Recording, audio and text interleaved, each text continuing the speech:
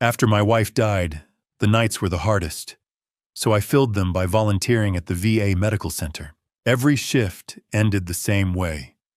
The same rideshare driver. The same quiet drive home. And the same cup of coffee I brought him black and hot as a small thank you. Then one night just before we reached my street, he didn't slow down. "Don't go home tonight," he said, his voice tight. "I'll explain in a minute." He drove past my house. What I saw next drained every drop of color from my face. "I appreciate you being here today." Before we dive in, tell me where you're watching from. Drop your city in the comments. I genuinely enjoy seeing how far these stories reach. A quick note before we begin: this story includes dramatized elements crafted for narrative impact. Any resemblance to actual people or places is purely coincidental, but the message behind it carries weight. Let's begin. If my Uber driver had turned onto Cedar Street that night, the way he always did, I would have stepped out of his car, walked up my driveway, unlocked my front door, and walked straight into something I would not have survived. My name is Calvin Mercer. I am 68 years old, and this is the story of how I almost died in the same house where I had built my entire life. It was a Tuesday night in late January. The kind of Southern California night that feels deceptively calm, cool air, quiet streets, the city lights glowing softly against a cloudless sky. I was sitting in the back seat of Darius Vaughn's navy blue Honda Accord, the heater humming gently against the chill. The faint smell of coffee lingered in the car, drifting from the thermos Darius kept wedged in his cup holder during his night shifts. We were driving west on Colorado Boulevard, retracing the same route we had followed dozens of times over the past few months. My volunteer shift at the VA Medical Center had ended at 10:30 as usual. Darius had been waiting at the curb right on time as usual. Routine has a way of making you feel invincible. Safe. I had come to rely on it. Outside the window, Pasadena slid by in familiar fragments. Storefronts I had known for decades. Intersections I could navigate blindfolded. Restaurants Margaret and I had once visited on slow Saturday afternoons. I saw the ice cream shop where we used to stop on summer evenings after dinner. I saw the corner where she once slipped her hand into mine and told me she was proud of the life we'd built. Everything looked exactly the same. And then Darius drove past Cedar Street. At first I assumed he hadn't noticed. I leaned forward slightly. "Darius, you just missed the turn." No response. His hands were fixed on the steering wheel. Not loosely, not casually the way they usually were, but tight. His knuckles were pale under the dashboard light. His jaw was rigid. His eyes never left the road. Darius the First said again, louder. "That was my street." He inhaled slowly, as if steadying himself. When he finally spoke, his voice was calm, but too calm. "Mr. Mercer, I need you to stay calm, and I need you to trust me." A cold sensation spread through my stomach. I had known Darius for months. He was punctual to the minute, polite, thoughtful. He waited until I unlocked my front door before driving away. He never rushed, never missed a turn, never looked like this. "What's going on?" I asked. "I'll explain," he said quietly. "But not yet. Not until we're somewhere safe." Safe. The word hit me harder than it should have. Safe. It pulled something loose inside my chest. Something I had buried 8 months ago. Suddenly, I was no longer in the back seat of a Honda Accord. I was standing in the sterile hallway of Huntington Memorial Hospital in Glendale. The lights were too bright.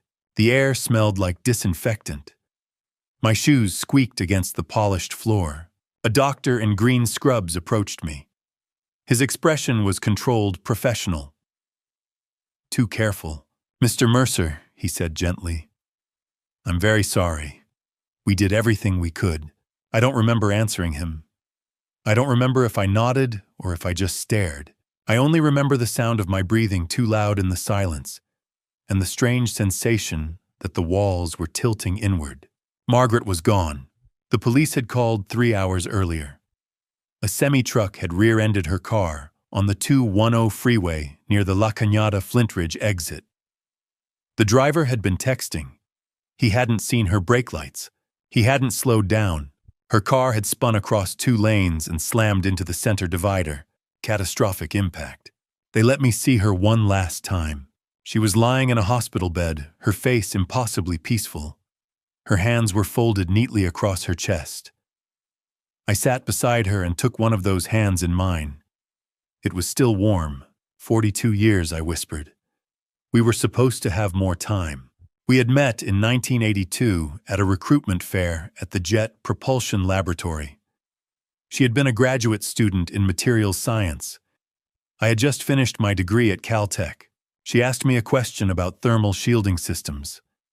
I gave an answer so awkward and incomplete that she laughed an unguarded, genuine laugh that hooked me immediately.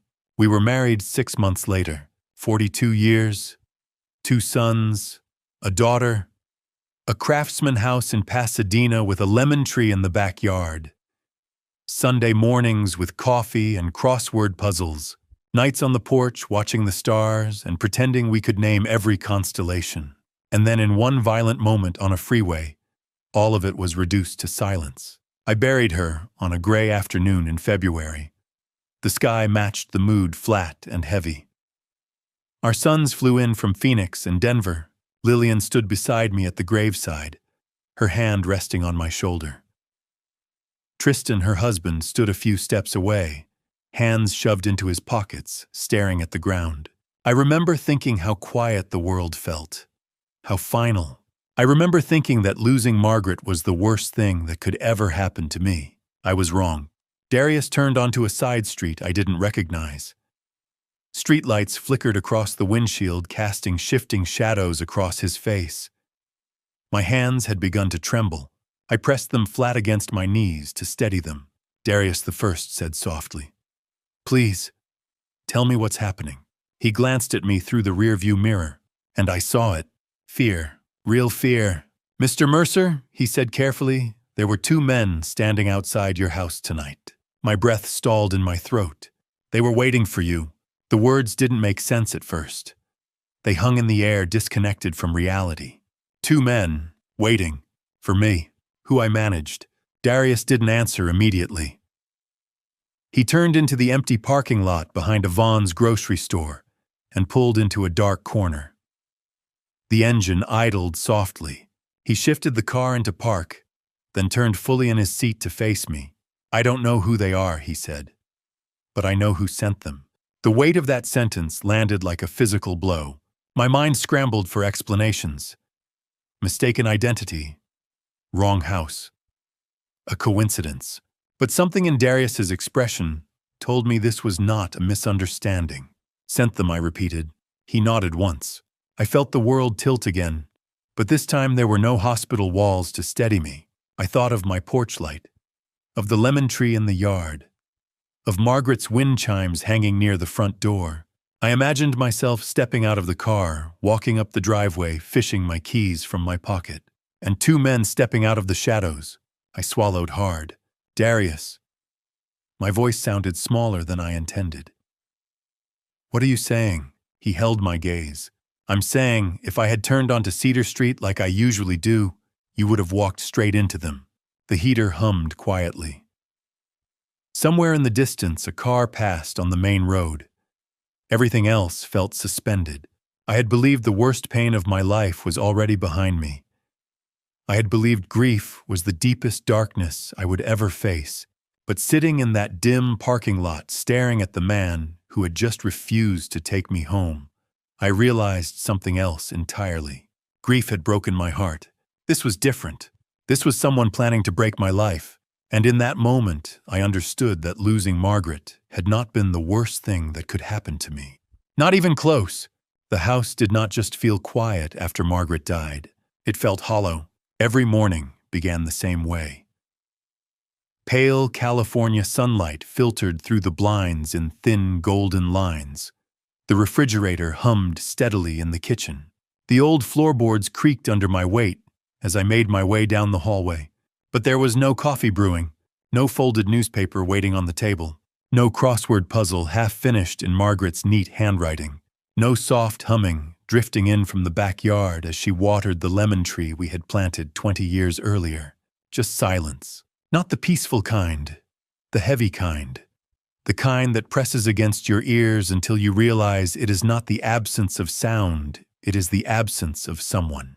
Margaret and I had lived in that house for nearly 3 decades. We bought it in the mid-90s, back when old Pasadena was still affordable, or at least affordable by Southern California standards.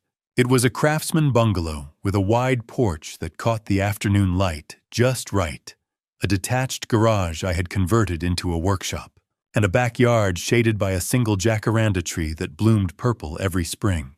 The realtor had told us it was worth around $400,000 at the time. That felt like an enormous sum back then. Now, according to the latest county assessment, it was valued at just over $2.3 million. Margaret used to joke that we should sell it and buy a small cottage near the coast. Less to clean, she would say. More sunsets. We never did. Over the course of 32 years, at the Jet Propulsion Laboratory, I had accumulated just over $600,000 in retirement savings. I had retired at 65, after spending most of my career designing thermal management systems for deep space missions. Systems that had to survive brutal temperature swings minus 100 degrees in the dark, blistering heat in direct solar exposure. It had been a good career. Stable, predictable, structured. My life had been structured until it wasn't. Now, sitting alone in that large house every evening, I felt like an intruder in my own life. The rooms were too big, the ceilings too high. The spaces between furniture seemed wider somehow. The house echoed. Lillian came the day after the funeral. She stood on the porch. Her dark hair pulled back, her eyes red from crying. She was 38, slender, composed in the careful way her mother had always been. When she stepped forward and wrapped her arms around me, her shoulders shook. "I'm so sorry, Dad," she whispered. "I'm so sorry." I held her tightly, but I said nothing. What words could possibly matter in a moment like that? Tristan had driven her. He remained outside near the car. Tall, broad-shouldered, clean-shaven. He leaned against the hood with his arms folded, staring at his phone as if checking stock prices. He did not come inside. He did not hug me. He did not say he was sorry. Lillian pulled back and wiped her eyes. "Dad, if you need anything at all, just call me. I'm here for you. I mean it." And I believed her. I truly did. She came by twice more in the following weeks. Each time she brought food, casseroles, soups, things that were easy to reheat. Most of it went untouched in the refrigerator. She asked gentle questions. "Are you sleeping? Are you eating enough? Do you need help with paperwork?" I told her I was fine. I told her I was managing. I was not fine. But I did not know how to say that without breaking. The nights were the worst. The house seemed to expand after sunset. The quiet became suffocating. I tried leaving the television on for background noise. I tried reading technical journals. I tried reorganizing the garage. Nothing worked. I started going to bed later, and later hoping exhaustion would overpower the memories before they had a chance to surface. It didn't. That was when I remembered Harold's advice. Harold was 82, a former Air Force cargo pilot who had flown missions in Vietnam. I met him at the VA Medical Center in downtown Los Angeles, where I had begun volunteering 3 nights a week, Tuesdays, Thursdays, and Saturdays, from 6 in the evening until 10:30. The center ran a technical training program for veterans transitioning into civilian careers. They needed someone who could teach basic engineering concepts, circuit design, troubleshooting systems, translating military technical skills into civilian language. I had never considered myself a teacher, but I needed somewhere to go. Harold had lost his wife 6 years earlier. He had the kind of face that looked permanently weathered by both sun and experience. White beard, sharp blue eyes. Every time he saw me sitting alone in the break room after a shift, staring into a paper cup of burnt coffee, he said the same thing. "Listen, kid," he would mutter, "you gotta keep moving. The second you stop, the pain catches up." "Trust me." I always nodded. I never told him the truth, that the pain had already caught up, that it had taken the passenger seat of my life and refused to leave. One Thursday night in late October, I almost caused a serious accident on the drive home. I had been staring at the road, but not seeing it. The white lines blurred together. My thoughts drifted somewhere between memory and regret. I did not notice the red light at Arroyo in California until I was already halfway through the intersection. A horn blared. Tires screeched. I jerked the wheel and slammed on the brakes. My heart pounded so violently I thought I might faint. I pulled over and sat there for 10 full minutes, hands gripping the steering wheel, trying to steady my breathing. The next morning, my older son called from Arizona. He worked in finance. We had not spoken much since the funeral. Conversations felt awkward now, like neither of us knew what role to play. He asked how I was doing. I told him about the near miss. "Dad," he said carefully, "maybe you should consider using a rideshare service at night. Just until things settle." I bristled at the suggestion. I had driven safely for 50 years. I had designed systems that traveled millions of miles through space.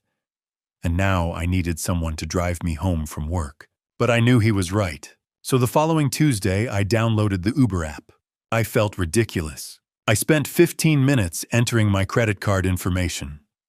I stared at the interface as if it were a foreign language. I had spent decades designing precision systems for NASA missions, and I struggled to request a car on my own phone. At 10:30 that night, after my shift ended, I stood outside the VA building and pressed the button. 5 minutes later, a navy blue Honda Accord pulled up to the curb. The driver rolled down the window. "Mr. Mercer," he asked. He was a black man in his mid-40s with close-cropped hair and a calm, grounded presence. His voice was steady, controlled. I nodded and climbed into the back seat. The car was immaculate. Upholstery spotless. A faint lemon scent drifted from an air freshener hanging from the mirror. A small thermos sat in the cup holder. A folded jacket rested neatly on the passenger seat. "Good evening," he said. "I'm Darius. I'll get you home safe." Something about the way he said it felt intentional. Safe. I nodded, feeling awkward. I was not used to sitting in the back seat of someone else's car. Not used to being the passenger in my own life. Darius did not force conversation. He merged smoothly into traffic. His hands rested confidently on the wheel. He did not speed. He did not weave. He drove with deliberate care, like someone who understood that responsibility did not end with the steering wheel. When we pulled up to my house on Cedar Street, I instinctively reached for my wallet. Darius shook his head. "It's already charged to your card, Mr. Mercer. You're all set." I thanked him and stepped out. As I walked up the driveway, I noticed something. The headlights remained on. The engine continued idling. Darius didn't leave. He waited. He stayed parked at the curb until I unlocked my front door, stepped inside, and turned on the porch light. Only then did his car pull away. At the time, I thought it was simple courtesy, professionalism, maybe standard practice. But looking back now, I understand something I didn't see then. That was the first sign. The first indication that Darius Vaughn paid attention to details other people ignored, that he noticed vulnerabilities, that he understood danger before it announced itself, and that long before I realized I needed protecting, he had already started watching. Over the next 3 weeks, Darius stopped being a rideshare driver in my phone app and became part of the architecture of my life. Every Tuesday, Thursday, and Saturday night, at precisely 10:30, I would step out of the VA medical center with my jacket buttoned against the cold, open the Uber app, and request a ride. And every single time, without fail, a navy blue Honda Accord would glide to the curb within minutes. At first, I told myself it was coincidence. Pasadena wasn't a small town, but it wasn't Los Angeles either. Maybe he just worked the same hours. Maybe the algorithm favored consistency. But by the 5th or 6th ride, I began to notice the pattern felt too precise to be random. One Thursday evening, as I slid into the back seat, I decided to ask, "Do you work this area a lot?" I said, closing the door gently behind me. Darius caught my eye in the rearview mirror. Mostly nights, he replied. Downtown to Pasadena. That's my route. Quieter traffic. Fewer problems. Safer for folks heading home late. Makes sense, I said. He nodded once. After a while, you get to know the rhythm of the streets. Don't even need the GPS half the time. As if to demonstrate, he pulled away from the curb and merged into traffic without glancing at his phone. No robotic voice directing him. No hesitation. He turned onto Alameda with the ease of someone who had memorized the city by heart. There was something reassuring about that. By the second week, I stopped sitting in the back seat. It had begun to feel overly formal, like I was being chauffeured rather than transported. One evening, I opened the front passenger door instead. Darius didn't question it. He simply reached over, adjusted the seat back a few inches to give me more room, and said with a small grin, "Welcome aboard." From that point on, the rides felt less transactional and more conversational. We didn't dive into heavy subjects. Not at first. We talked about ordinary things. The unpredictable weather in Southern California. The Lakers' disappointing defense. The endless construction on the 110 freeway that seemed destined to outlive us both. Darius had a way of listening that felt intentional. He didn't interrupt. He didn't offer unnecessary advice. He didn't pry. He would nod occasionally, add a brief comment, then let silence sit comfortably between us. One night, about halfway through November, he asked about my volunteer work. "You teach at the VA, right?" he said. "Technical stuff. Basic engineering," I answered. "Circuitry. Systems troubleshooting. A lot of the veterans already have hands-on experience. They just don't know how to translate it into civilian language. Certifications, resumes, interview answers." Darius considered that. "That's important work," he said. "A lot of vets don't get much support when they come back. They're expected to just adjust. Most of them do," I said. "But they shouldn't have to do it alone." He was quiet for a few seconds, eyes steady on the road. "My uncle was a Marine," he said finally. 2 tours in Iraq. When he came home, he couldn't hold a job. Not because he wasn't capable. He just couldn't sleep. Couldn't sit still. Too many people in one room would set him off. "I'm sorry," I said softly. Darius gave a slight shrug. He found carpentry. Works mostly by himself now. Says the quiet helps. I nodded. I understood more than I said. Grief and trauma do not always announce themselves loudly. Sometimes they show up in restlessness, in insomnia, in the inability to sit still. By mid-November, the temperature at night had dropped just enough to bite. I began noticing that Darius kept his jacket zipped, even when the heater ran warm. The following Thursday, I stopped at the VA vending machine before leaving. The coffee was terrible thin, overbrewed, vaguely bitter, but it was hot. I bought 2 cups and carried them carefully outside. When the Accord pulled up, I opened the passenger door and held one out. "I thought you might want this," I said. "It's getting colder." Darius looked at the cup, as if I'd handed him something fragile. "You didn't have to do that, Mr. Mercer." "Call me Calvin," I replied. And yes, I did. "You've been reliable. That matters." He accepted it slowly, almost cautiously, and took a sip. A small smile crept across his face. Black. No sugar. "How'd you know?" I buckled my seatbelt. "I pay attention." He let out a quiet laugh, genuine, unforced, and placed the cup carefully in the holder. "Fair enough," he said. That night, something shifted. The conversation moved more easily, like a door that had finally opened. Darius told me about his daughter Keisha, 16 years old, a junior in high school, bright, focused, already thinking beyond her neighborhood. "She wants to study aerospace engineering," he said, pride woven into every syllable, "like you." I turned toward him, surprised. "Aerospace. Yeah. She's been obsessed with space since she was little. Used to drag me to Griffith Observatory every other weekend. She'd stand in front of those planetarium displays for hours, reading every plaque like it was scripture. I couldn't help but smile. That's a good obsession to have. She's taking AP calculus now, Darius continued. I try to help her with homework, but I'm out of my depth. If she ever wants to talk to someone who's been in the field, I said I'd be happy to answer questions. I spent 32 years at JPL. I still know people there. He glanced at me, something softer in his expression. That's kind of you, Calvin, really. It's nothing I said. Someone helped me when I was her age. We drove in silence for a few minutes after that not awkward silence, but shared quiet. The streetlights flickered across the windshield. The engine hummed steadily. Outside, Pasadena rolled by in dim storefronts and sleeping neighborhoods. For the first time since Margaret's death, the ride home did not feel like a descent into emptiness. It felt accompanied. Darius was not flashy. He was not dramatic. But he noticed things. The way I winced when the road was too bright. The way I hesitated before stepping out of the car. The way my shoulders tightened when we passed certain intersections. He always waited until I unlocked my door. Always. He never said he was watching out for me. He didn't need to. It showed in the details. In the way he adjusted the seat without being asked. In the way he chose smoother routes at night.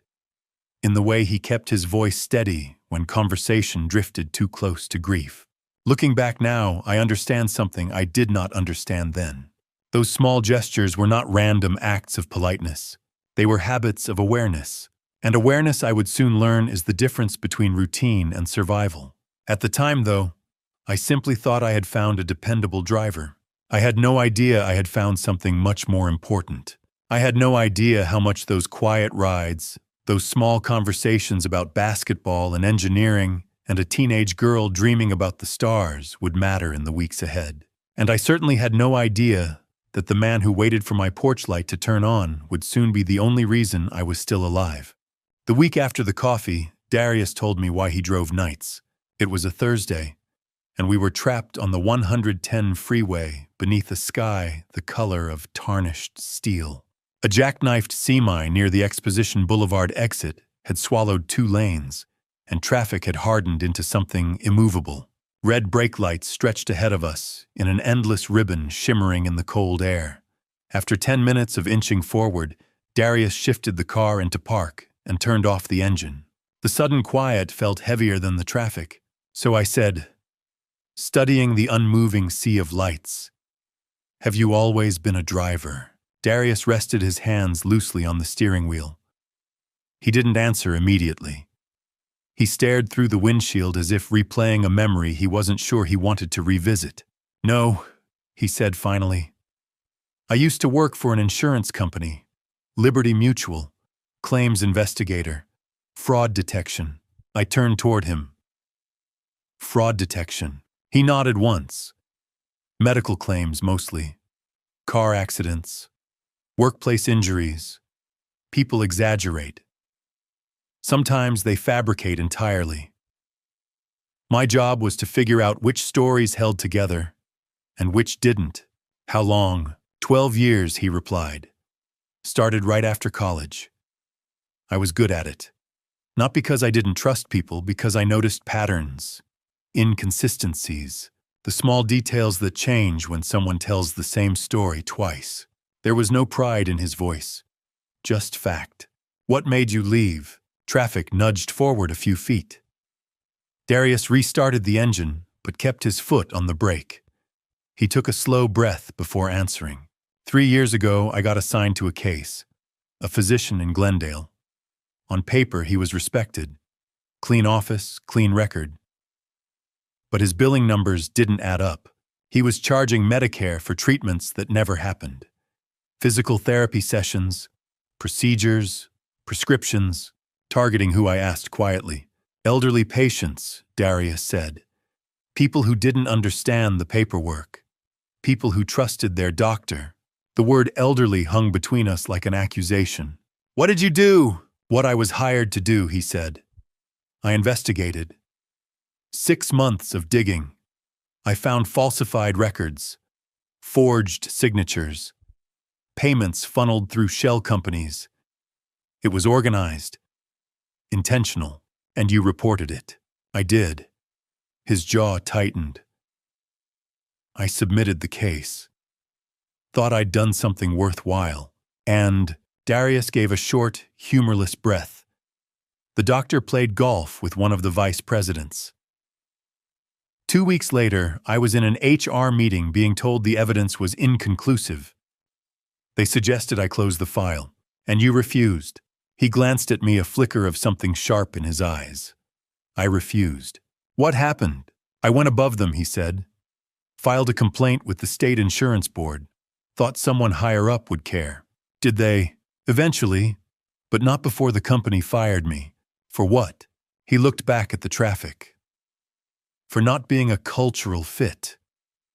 For not understanding team alignment. I shook my head slowly. That's legal, he finished. At-will employment. They didn't need to justify it. The freeway began to crawl again. Darius eased the car forward, merging carefully into the right lane. His driving remained steady, controlled. But I could see the tension in the set of his shoulders. What about your family? I asked gently. He didn't hesitate this time. My wife couldn't handle the instability, he said. The lost income, the uncertainty, the legal costs. We argued constantly. 6 months after I lost the job, she filed for divorce. I'm sorry. She moved to San Diego, he continued. Left Keisha with me. He said it without bitterness, just fact.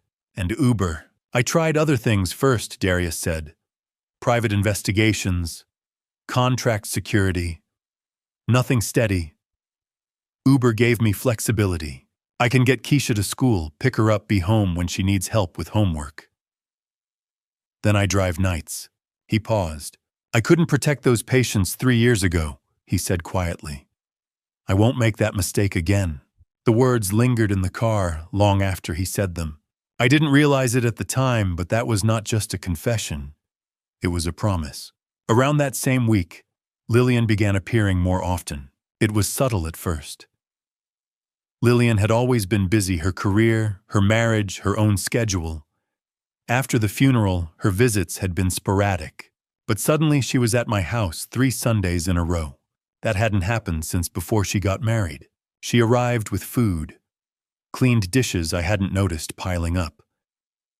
Straightened the throw pillows Margaret used to arrange just so. She moved through the house with an attentiveness that felt almost rehearsed.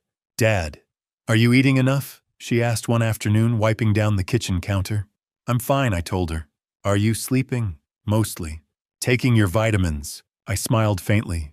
Yes, Mom. She didn't laugh. Instead, she crossed her arms and studied me. You look tired. I am tired, I said. That's different from being unwell. She nodded slowly. Then her voice shifted.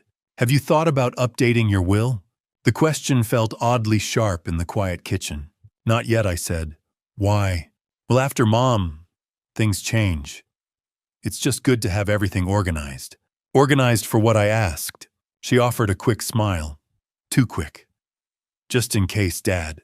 Just in case of what? Her smile widened slightly, but her eyes didn't follow. You never know. The following Sunday, the questions continued. Who's listed as the beneficiary on your 401k? The tone was casual, almost careless. You are, I replied. You're my only daughter. She tilted her head slightly, processing that. And the house? What about it? Is it fully in your name? Yes. She nodded again. Tristan never came inside. He remained in the driveway engine, idling hands on the steering wheel, watching. At the time, I told myself Lillian was being responsible, protective, maybe even worried about me living alone. Grief makes you interpret concern as comfort, but there was something different in the rhythm of her questions. They weren't about my health. They weren't about my loneliness. They were about documentation, beneficiaries, ownership, access. She began asking if I needed help managing my accounts, if I wanted someone to sit with me while reviewing statements, if I had considered consolidating assets. Each question sounded reasonable on its own. Together they formed a pattern. I thought about Darius's words on the freeway. Inconsistencies, details that don't add up. I didn't see it then. I didn't want to. I saw a daughter stepping up. But warmth can be a mask. Concern can be strategy. And the more often Lillian visited, the more I began to sense that the conversations were not about love. They were about positioning, about proximity to something measurable. At the time, I dismissed the unease in my chest as grief. I told myself I was being paranoid, but the truth was simpler. The tone had shifted, and I didn't yet understand that the shift had nothing to do with my well-being. It had everything to do with my worth, not as a father, but as an asset. On the fourth Sunday, Lillian planted a seed that should have unsettled me more than it did. She was standing at my stove, stirring a pot of soup, as if she had always belonged there. The late afternoon light streamed through the kitchen window, catching in her dark hair the same shade Margaret's had been when we were young. I sat at the table with the newspaper spread in front of me, pretending to read. It felt almost ordinary. Dangerous things often do. "Dad," she said casually without turning around, "you've been forgetting things lately." I lowered the paper. "Forgetting what?" She continued, stirring, methodical, controlled. "Last week you called me Jennifer." I frowned. "Jennifer, that's not my name," she said lightly. I blinked, searching my memory. "I did that." "You did," she replied, finally turning toward me. Her expression was carefully arranged, not accusatory, not alarmed. Concerned. Measured. "And you asked me about Mom's book club. What about it?" "Dad," she said gently, "Mom stopped going to book club 3 years ago." The words settled heavily between us. I tried to replay the conversation in my mind. Tried to picture myself saying Jennifer. Tried to hear myself asking about a book club that had dissolved long before Margaret died. "I don't remember that," I admitted. "I know," Lillian said softly. "That's what worries me." Something flickered inside me, small, sharp, uncomfortable. Not fear exactly. Doubt. I folded the newspaper slowly. I might have been distracted. Grief does strange things. Maybe she ag Vaughn, but it's happening more often. More often. She crossed her arms, not defensive, not aggressive. Protective. "Have you considered seeing a doctor?" For what I asked. Memory issues. "Dad, at your age, those things can escalate quickly." "I'm 68, I said, trying to keep irritation out of my voice. "Not 90. I know," she said quickly. "But early signs can start subtle. Mom would want me to make sure you're okay." The mention of Margaret disarmed me. I looked down at the table. "Maybe you're right," I said quietly. "I'll schedule an appointment." Lillian's smile returned. But it felt fragile, brittle around the edges. "Good," she said. "I just want you safe." After she left, the house felt even quieter than usual. I sat at the kitchen table long after the soup had cooled. I tried to reconstruct the moment she described. Tried to remember the slip of the tongue. Tried to decide whether it had actually happened, or whether grief had blurred something in my mind. The harder I tried to recall it, the less certain I became. Doubt is powerful when planted carefully. What I didn't know, what I couldn't have known, was that while Lillian was introducing uncertainty into my home, something else was unfolding across the city. 2 nights later, just after 11:15 on a Tuesday, Darius had dropped me off on Cedar Street and was driving back toward downtown Los Angeles when his phone chimed with a new ride request. "Pick up the Edison, Spring Street." He accepted. The Edison was a dimly lit underground bar, dressed up like a speakeasy exposed brick vintage lighting businessman, unwinding too loudly. Darius pulled to the curb and waited. A few minutes later, a man staggered out. He was tall and broad-shouldered, dressed in an expensive suit that had lost its discipline. Tie loosened, collar open. His movements had the loose sway of someone deep into a bottle of whiskey. Darius unlocked the doors. The man climbed into the back seat without greeting him. "Glendale," he muttered. "I'll put the address in." Darius nodded and eased into traffic. He had transported enough intoxicated passengers to recognize the spectrum: sleepy, chatty, combative. This one radiated something sharper. Anger. "God damn old man," the passenger muttered barely above a whisper. Sitting on all that money. Darius kept his gaze fixed forward. No reaction. The man's phone lit up. He dialed without hesitation and didn't bother lowering his voice. "Yeah," he said louder now. "I'm handling it." Darius's fingers tightened slightly on the wheel. "She's got him wrapped around her finger," the man continued. "Just need a few more weeks." The words hung in the air. Darius glanced briefly at the rearview mirror. The man's jaw was clenched, eyes unfocused. "The house alone is worth over $2 million, the man said. "Pasadena. Plus the retirement accounts. We're talking $3 million easy." "Pasadena, old man, $3 million. A cold sensation slid down Darius's spine. He remained silent, calm, invisible. "Just get the paperwork signed." The passenger continued. "Once he's declared incompetent, we move him into a facility. Sell the house. Liquidate the accounts. Done. Declared incompetent." Darius's pulse slowed, not from calm, but from focus. He turned onto the 134 freeway mind-assembling fragments, the way he had been trained to do years earlier.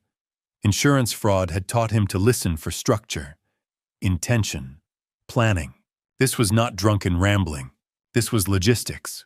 The man ended the call and tossed his phone onto the seat beside him.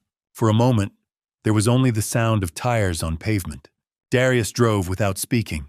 He knew enough about human behavior to understand the difference between fantasy and execution. The language this man used, paperwork incompetent facility liquidate, was procedural, calculated. When they arrived in Glendale near a modern condo complex off Brand Boulevard, the passenger climbed out without acknowledgement. No tip, no thanks, just a slammed door. Darius sat there for several seconds after the man disappeared into the building. Pasadena. Old man. $3 million.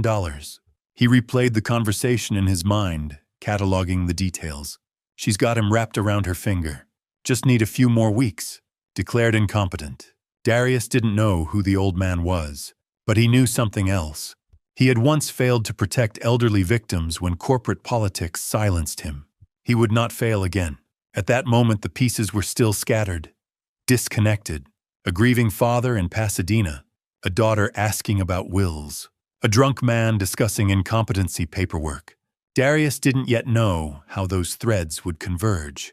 He only knew he had just overheard the first outline of something dangerous. And somewhere in that outline, though he did not yet see it, clearly was me.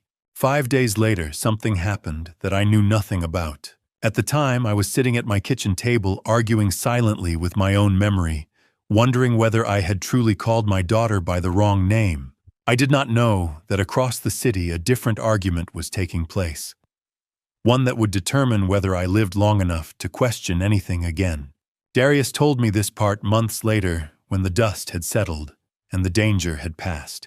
I am telling it to you now, so you understand how thin the line was between my ordinary life and something far darker. It was a Tuesday night. 5 days after Darius had driven the drunk man from the Edison to Glendale. He was parked near the VA Medical Center at 10:45, engine idling, waiting for the next ride request to come through. The November air had turned sharp, the kind that settles into your bones if you sit too long without moving. Then his phone chimed. He glanced down at the screen. Passenger name Tristan M. Darius froze. Tristan, the same man who had slurred through a phone call about an old man in Pasadena, about a house worth over $2 million, about incompetency and liquidation. Darius watched the screen for several seconds, as if expecting the name to change. It didn't. He accepted the ride. The pickup location was the Golden Gopher on South Main Street, a narrow bar tucked between brick buildings, dim and heavy with the smell of old wood and spilled beer. Darius pulled up at 10:50 p.m. and waited. A few minutes later, Tristan emerged. He looked worse than the first night. His tie hung crooked. His shirt was untucked. His movements were looser, less controlled. He swayed slightly as he approached the car. Darius unlocked the doors. Tristan dropped into the back seat with a dull thud slumping against the window. "Glendale," he muttered. "Same place." Darius nodded and pulled away from the curb. He said nothing. He drove the way he always did, steady, neutral, forgettable. The kind of driver you stop noticing after 30 seconds. For the first few minutes, Tristan was silent. Then his phone rang. He answered without hesitation. "Yeah," he said loudly. "I'm on my way." Darius kept his gaze fixed forward. The rearview mirror offered a narrow slice of the back seat, Tristan's jaw-tight eyes unfocused but intent. The Dr. Ag Von Tristan continued. "Dr. Lawson, 10,000. He'll sign the paperwork." Darius felt something cold settle behind his ribs. "He says early onset cognitive decline," Tristan went on. "That's all we need." The words clicked into place. "Doctor, paperwork, diagnosis. After that, we get power of attorney," Tristan said. "Move him into a facility. Sell the house." Easy. Power of attorney. Facility. Sell the house. This was no longer drunken fantasy. This was execution. Darius's hands remained steady on the wheel. His breathing stayed slow. Years of investigative training had taught him how to listen without reacting. "Lillian's getting soft," Tristan said. "Says he's not that bad yet." "Not that bad yet." "But we don't have time," Tristan snapped. "Between the two of us, we're 400 grand in the hole. They're coming." $400,000. There it was. The motive. "The old man volunteers downtown," Tristan added. "Stress is the perfect angle. We'll say it's too much for him." Downtown. The VA Medical Center. Darius's thoughts sharpened instantly. He drove that route 3 nights a week. He picked up one elderly volunteer every Tuesday, Thursday, and Saturday. Tristan leaned his head back, eyes drifting closed. "Pasadena," he muttered. "Cedar Street." Darius's foot almost slammed the brake pedal. Cedar Street. Calvin Mercer. The porch light. The lemon tree. The man who brought him coffee. Darius forced his body to remain still. Forced his mind to slow down. Old man. Pasadena. Cedar Street. Volunteers downtown. Daughter named Lillian.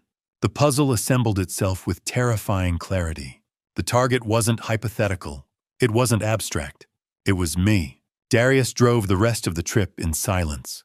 When they reached the same condo complex near Brand Boulevard, Tristan stumbled out without acknowledgement. No thank you, no tip, no backward glance, just the slam of a door. Darius remained parked in the driveway long after Tristan disappeared inside. His heart was pounding so hard, he could feel it in his throat. He replayed every word in his head. "Dr. Lawson, $10,000. Early onset cognitive decline. Power of attorney. Facility. Liquidate assets. 400,000 in debt. Cedar Street." He had once listened to elderly patients describe medical procedures that had never happened, fraud disguised as care. He had once tried to stop a physician who falsified records. He had once lost his job for refusing to look away. He wasn't going to look away now. Darius pulled out of the complex and drove home. It was nearly 1:30 in the morning when he stepped into his kitchen. The house was quiet. Keisha was asleep upstairs. The refrigerator hummed softly in the dark. He sat at the table and pulled out his phone. Notes app. He began typing. Date Tuesday, November 14th, time. 10:50 p.m. to 11:30 p.m.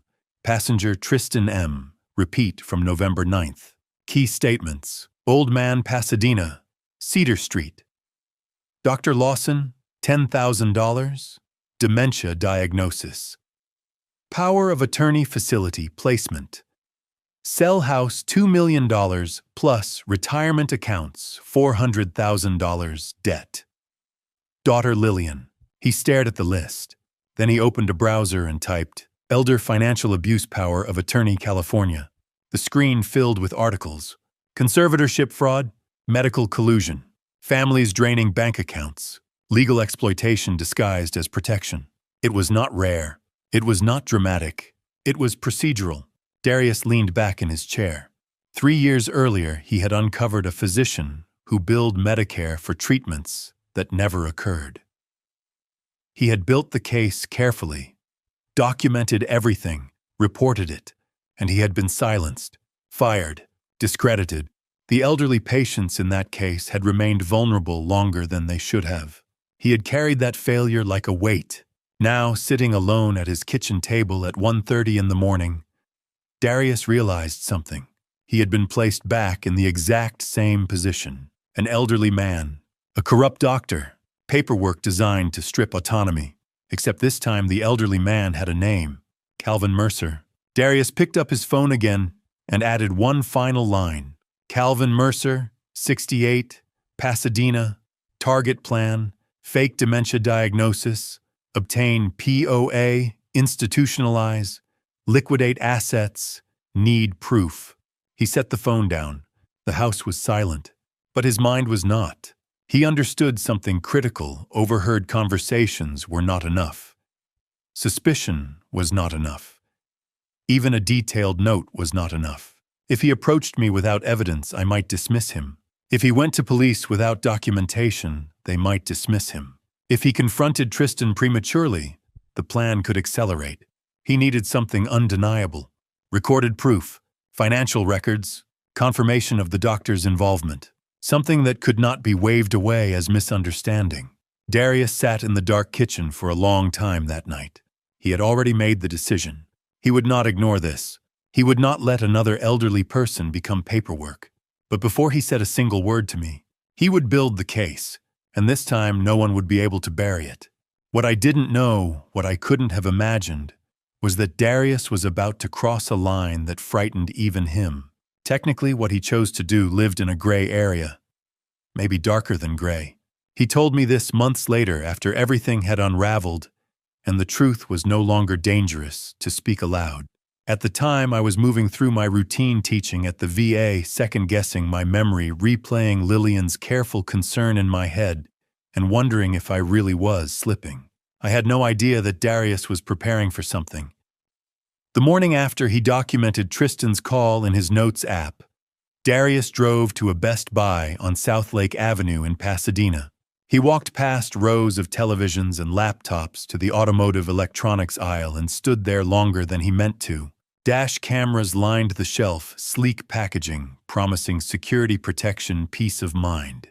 He chose one with built-in audio recording. $139.99 before tax. Money he didn't truly have to spare, but money he felt he couldn't afford not to spend. He paid in cash. That afternoon, he installed it himself.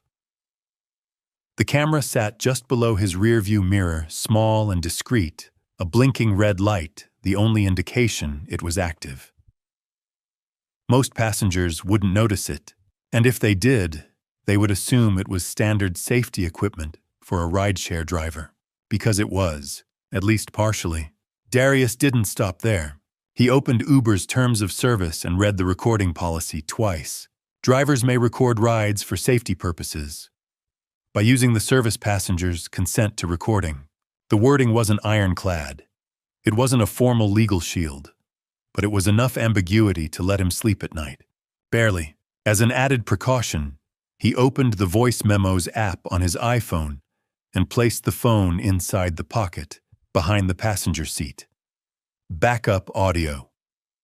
Redundancy. Old habits from his investigative days. He knew the risks. If Tristan discovered the recording, Darius could be sued. Reported. Deactivated. He could lose his account, his primary source of income. But he also remembered something else. An elderly man who brought him coffee. An elderly man who treated him like a colleague instead of hired help. An elderly man who offered to mentor his daughter without hesitation. Darius had once failed to protect elderly patients because corporate politics shut him down. He would not fail again. 3 nights later, Friday, November 17th at 11:40 p.m., his phone chimed. Passenger Tristan M. Darius felt his pulse jump. He glanced at the dash camera. The red light blinked steadily. He checked the phone tucked behind the seat. Voice memos was recording. He accepted the ride. Pickup Commerce Casino. The casino's lights glared against the dark sky, artificial brightness, masking late-night desperation. Darius pulled into the valet lane and waited. A few minutes later, Tristan emerged. He looked worse than either previous encounter.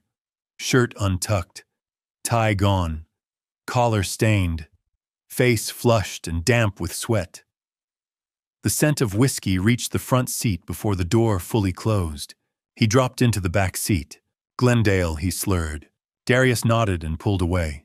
No greeting, no small talk. For several minutes, the only sound was the hum of tires against asphalt. Then Tristan's phone rang. He answered immediately. "Yeah," he said loudly. "I hired them." Darius's grip tightened around the steering wheel. "Two guys," Tristan continued. "They know what to do." Darius kept his breathing steady. "If the old man signs the paperwork, great," Tristan said. "If he doesn't, they'll persuade him." The word hung in the air. Persuade. Darius heard a faint voice on the other end of the call. How hard it asked. Tristan laughed. "Whatever it takes," he said. "Just don't leave marks. Make it look like he fell or something." Darius felt his knuckles turn white. "Don't leave marks. Make it look like he fell. Lillian doesn't know about this part." Tristan continued, voice thick with alcohol. "She thinks we're just moving him into a facility. Clean and simple. But I'm not gambling $3 million on a signature. $3 million. My life reduced to a number." "The old man lives alone," Tristan added. "Big house, easy." Darius's stomach dropped. Easy. He had seen how I unlocked my door slowly at night. How I sometimes paused before stepping onto the porch. How grief had softened my awareness. "Next week," Tristan's voice sharpened. "After he gets home from volunteering, he'll be tired. Guard down. Next week. 7 days, maybe fewer." Tristan ended the call and tossed his phone beside him. He leaned back, eyes drifting shut, as if he had just finished discussing weekend plans. Darius drove without speaking. Every instinct screamed at him to react, to confront, to demand. He did none of it. He focused on the road. When they reached the Glendale condo complex, Tristan stepped out without acknowledgement. No tip, no thank you, just the hollow thud of the door slamming shut. Darius remained in the driveway long after Tristan disappeared inside. The engine idled softly. He reached back and stopped the voice memo's recording. 25 minutes. 25 uninterrupted minutes of Tristan's voice. Clear, coherent. Planning, hiring, persuasion without marks. Make it look like he fell. Darius replayed the last few seconds. Whatever it takes. His hands were shaking. This was no longer about forged documents or medical fraud. This was escalation. This was violence disguised as accident. He thought about the physician in Glendale years ago. The elderly patients whose charts had been manipulated, whose trust had been exploited. He had tried to protect them and been silenced. Now he had something different. Evidence, audio, proof of intent. But proof alone wasn't enough yet. He couldn't simply hand over a recording without corroboration. He needed context, timeline, pattern. He needed to protect me without tipping off Tristan. Because if Tristan suspected exposure, the plan could accelerate. Darius finally shifted the car into drive. As he pulled away from the condo complex, his mind worked through options. Police, adult protective services, direct confrontation. But none of those steps could happen without preparation. He drove home in silence. When he walked into his kitchen, it was nearly 1:30 in the morning. The house was dark. Keisha asleep upstairs. The refrigerator humming like it always did. He sat at the table and replayed the recording once more. There was no ambiguity, no misinterpretation. Tristan had hired 2 men. Tristan intended to stage an accident. Tristan intended to make sure the old man in Pasadena me would not be an obstacle. Darius leaned back in his chair and closed his eyes. He had 25 minutes of audio. 25 minutes that transformed suspicion into certainty. Financial exploitation had become something else entirely. Something physical. Something final. And somewhere in the middle of Pasadena, an elderly man with a lemon tree in his backyard was sitting at his kitchen table worried about memory lapses, unaware that a countdown had begun. That week, I began to notice something different about Darius. He was still punctual, still steady behind the wheel, still polite in the quiet, deliberate way that had become familiar to me. But there was tension in him now, a tightness around his eyes, A pause before he answered simple questions. A silence that felt heavier than before. At the time, I assumed he was tired, overworked, maybe worried about his daughter's college applications. I had no idea that he was wrestling with a decision that could cost him everything. Months later, after the arrests, after the courtroom, after the truth had torn through my life like a storm, Darius told me about that Saturday night. It was 2 a.m. He had just dropped Tristan off in Glendale again. The recording sat on his phone, 25 minutes of it. Clear, detailed, cold. Evidence that someone intended to hurt an elderly man in Pasadena. Evidence that someone intended to hurt me. Darius walked into his house quietly, so he wouldn't wake Keisha. The kitchen was dark, except for the faint glow of the microwave clock. He sat at the table, elbows resting on the wood phone in his hands. He replayed the audio, Tristan's voice. Make it look like he fell. Whatever it takes. Next week. Darius stared at the ceiling. What was he supposed to do with this? If he went to the police, they would ask how he obtained the recording.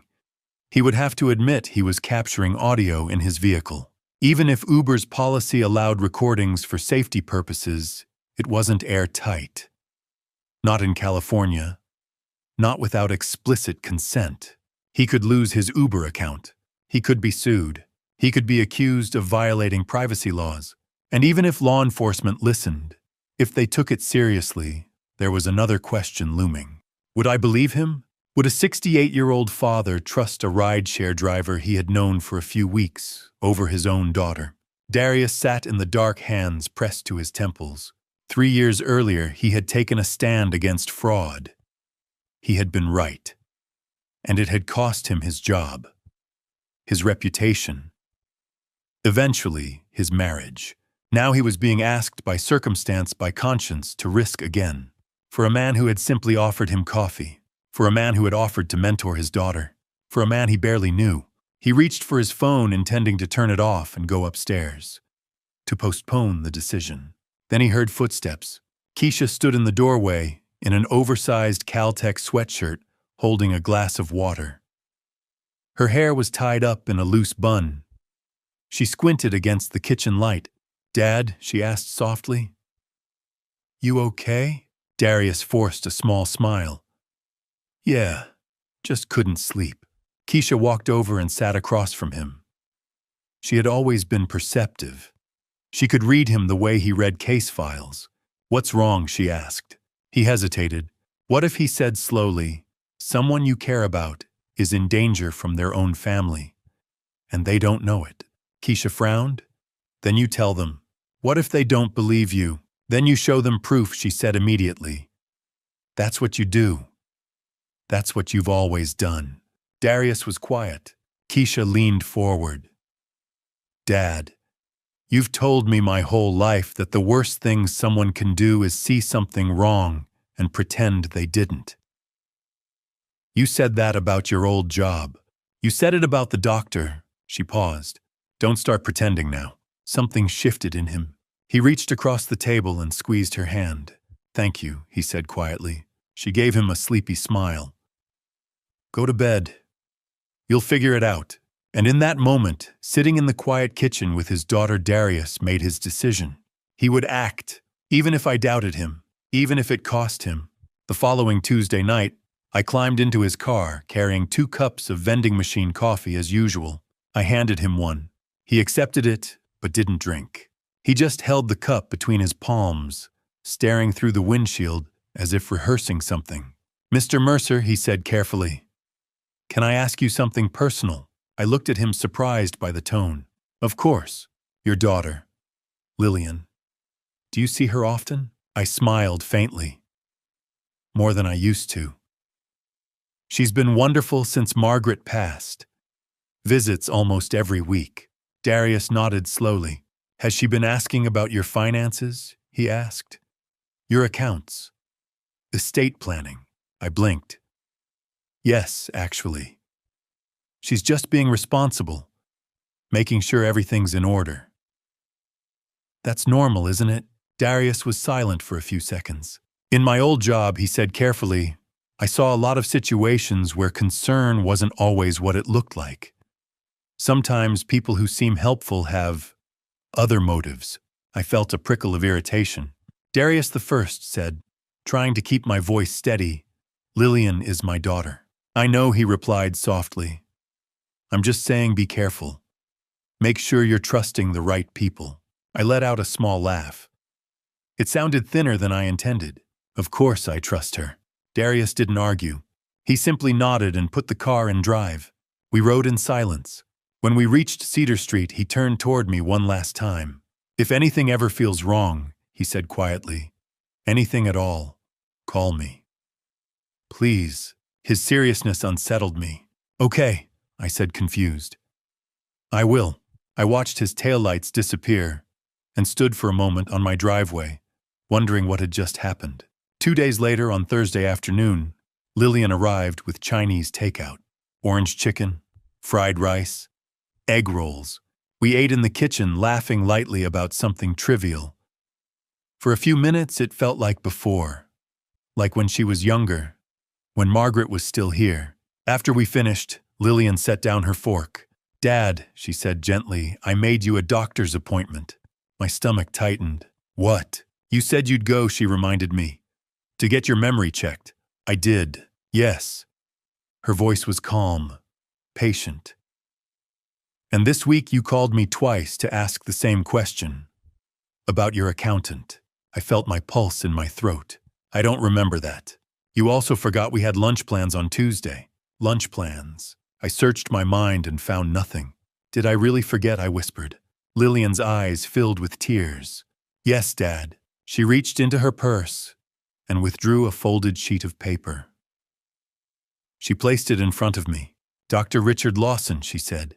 "Geriatric specialist. Monday at 2. I'll drive you." My eyes fixed on the name. "Dr. Lawson," an address in Glendale. The letters blurred slightly. "Mom would want you to take care of yourself," Lillian whispered. I reached for her hand. "Okay," I said, "I'll go." She smiled through tears. "Thank you. I love you." "I love you too." After she left, I remained at the table staring at the appointment slip. I felt grateful, relieved, comforted that my daughter cared enough to arrange this. I did not know that Darius had just warned me. I did not know that Dr. Lawson's name was already written in Darius's notes. And I did not know that the appointment sitting on my kitchen table was not an act of care. It was the first step in a carefully constructed trap. And I had just Ag Vaughn to walk into it. That Friday night, Tristan got into Darius's car one more time. And this time he laid out the schedule. I didn't learn any of this until months later. That night I was at home on Cedar Street, sitting in my recliner with the television on, low, half watching a documentary and half lost in my own thoughts. I had no idea that less than a mile away, my future was being reduced to bullet points and deadlines. Darius, meanwhile, was doing something far more dangerous than driving. He was collecting evidence that would keep me alive. It was 11:20 p.m. when his phone buzzed with a new request.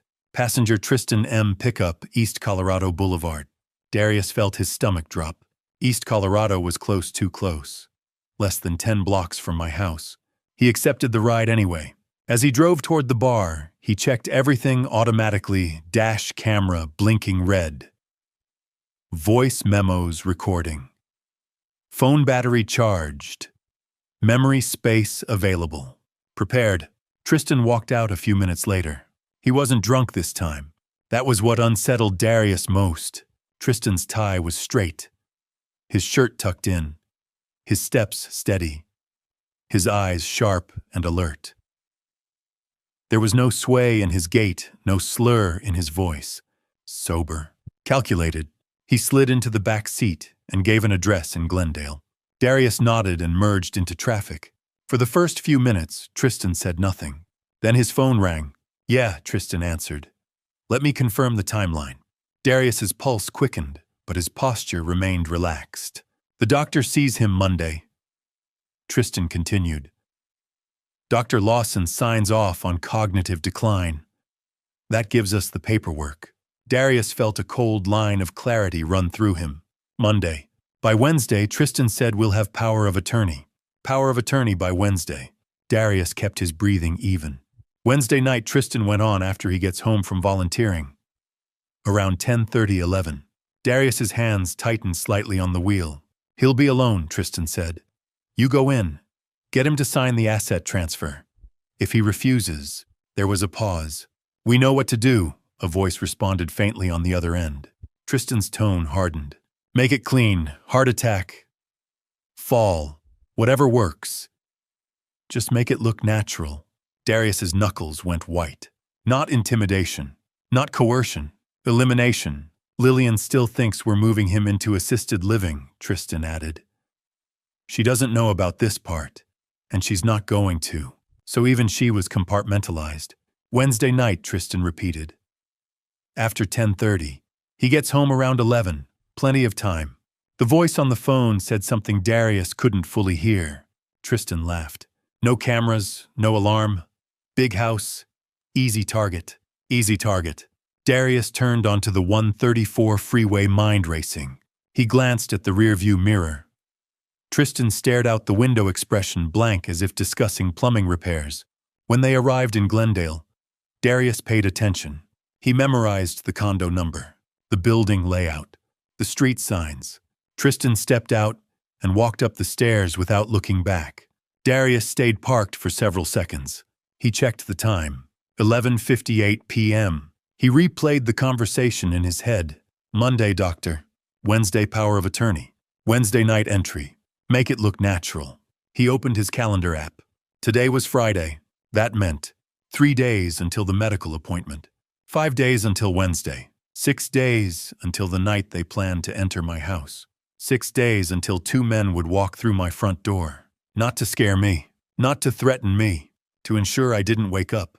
Darius drove home in silence. It was after midnight when he pulled into his driveway. The house was dark. Keisha asleep upstairs. He went straight to the kitchen and sat at the table. 4 recordings now. 4. He opened his phone and began listening.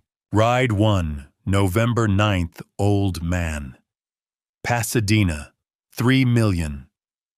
Facility, power of attorney. Ride 2. November 14th, Dr. Lawson, 10,000. Dementia diagnosis, Cedar Street.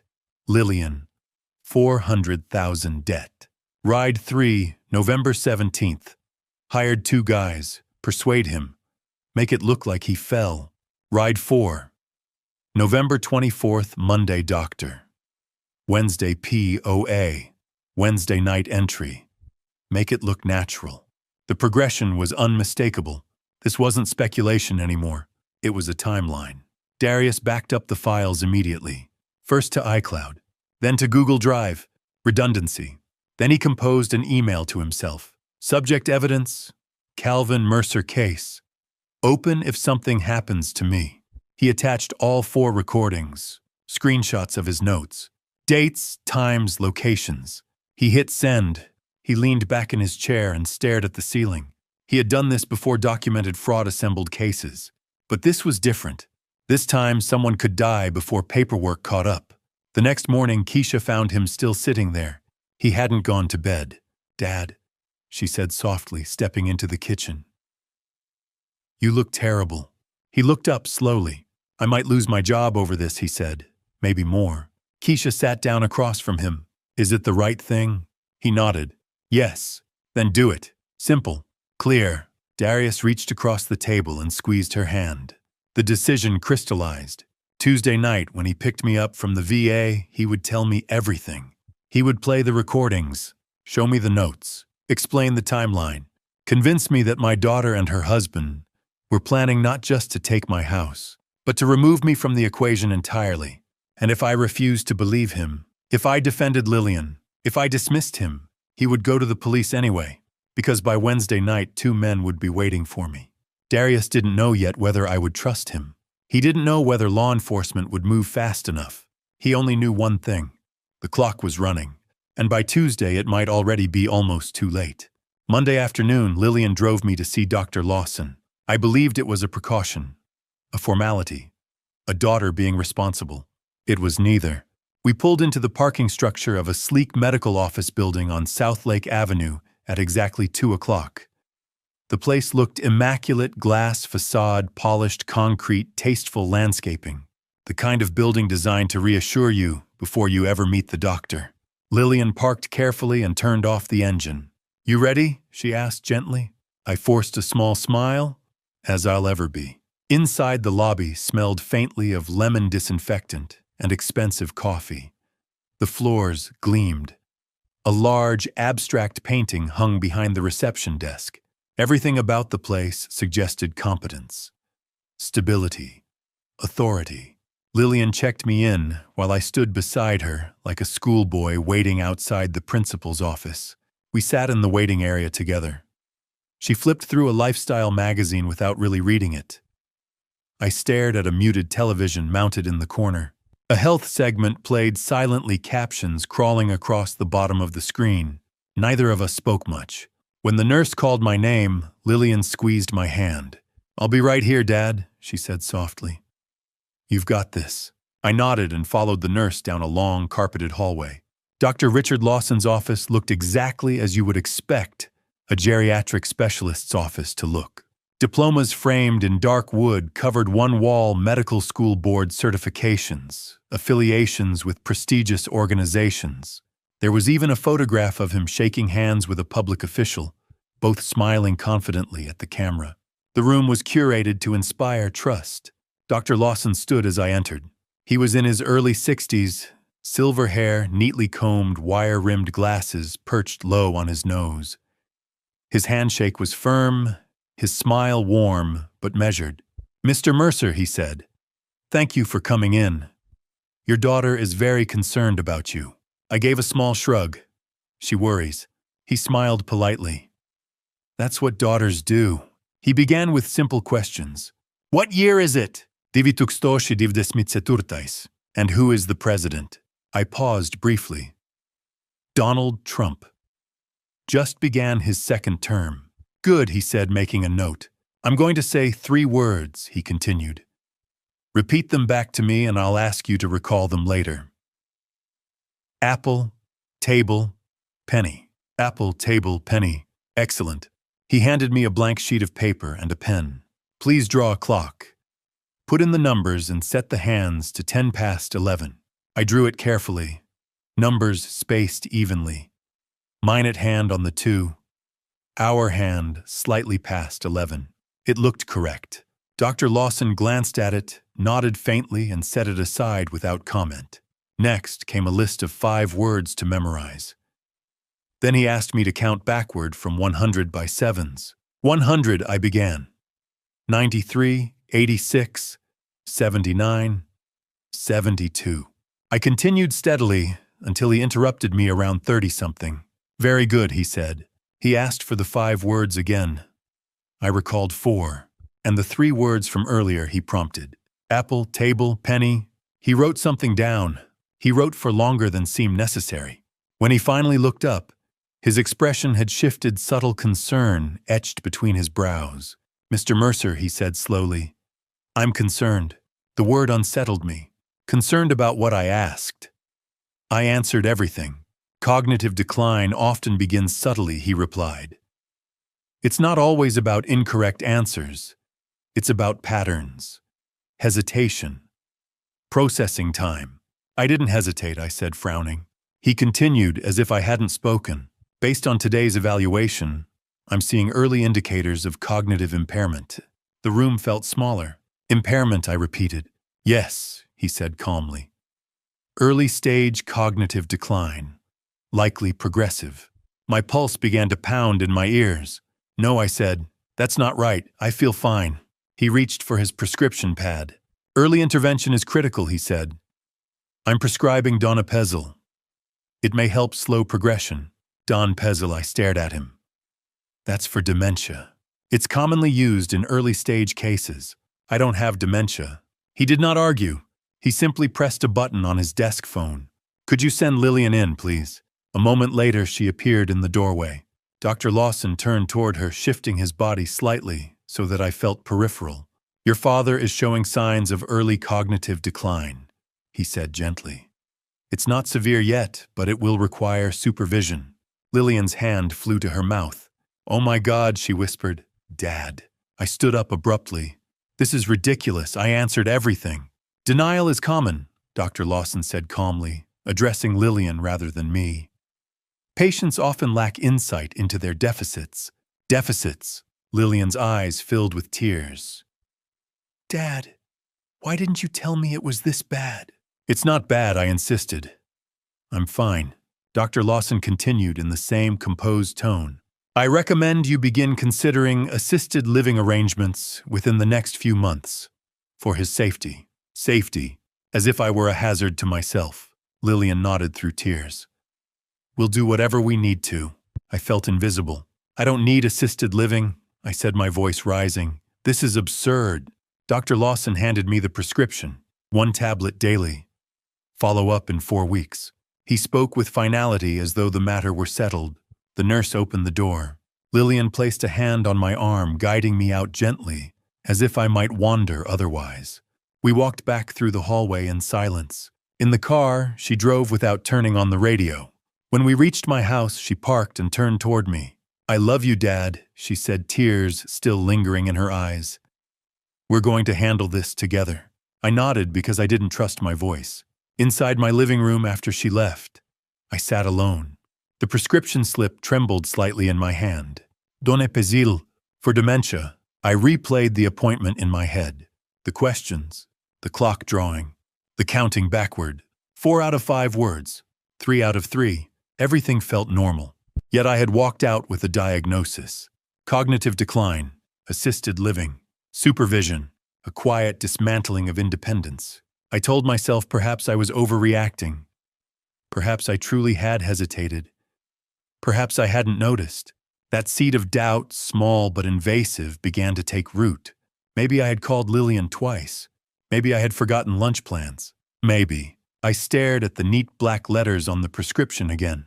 Dr. Richard Lawson, an address in Glendale. I did not know that his name had already appeared in someone else's notes. I did not know that money had changed hands. I did not know that the diagnosis was not medical. It was strategic. I walked into that office, a grieving widower with a healthy mind. I walked out labeled incompetent. And somewhere beyond my awareness, paperwork was already moving forward. I thought my daughter was protecting me.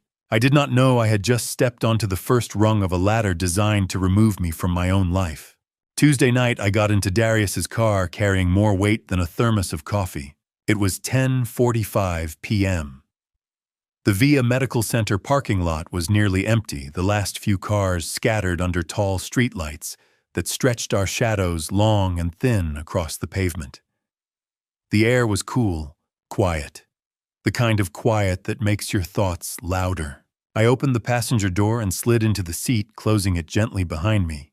For the first time since I'd started riding with him, I forgot to hand Darius his cup of coffee. He noticed immediately. Mr. Mercer, he said softly, glancing at me. What's wrong?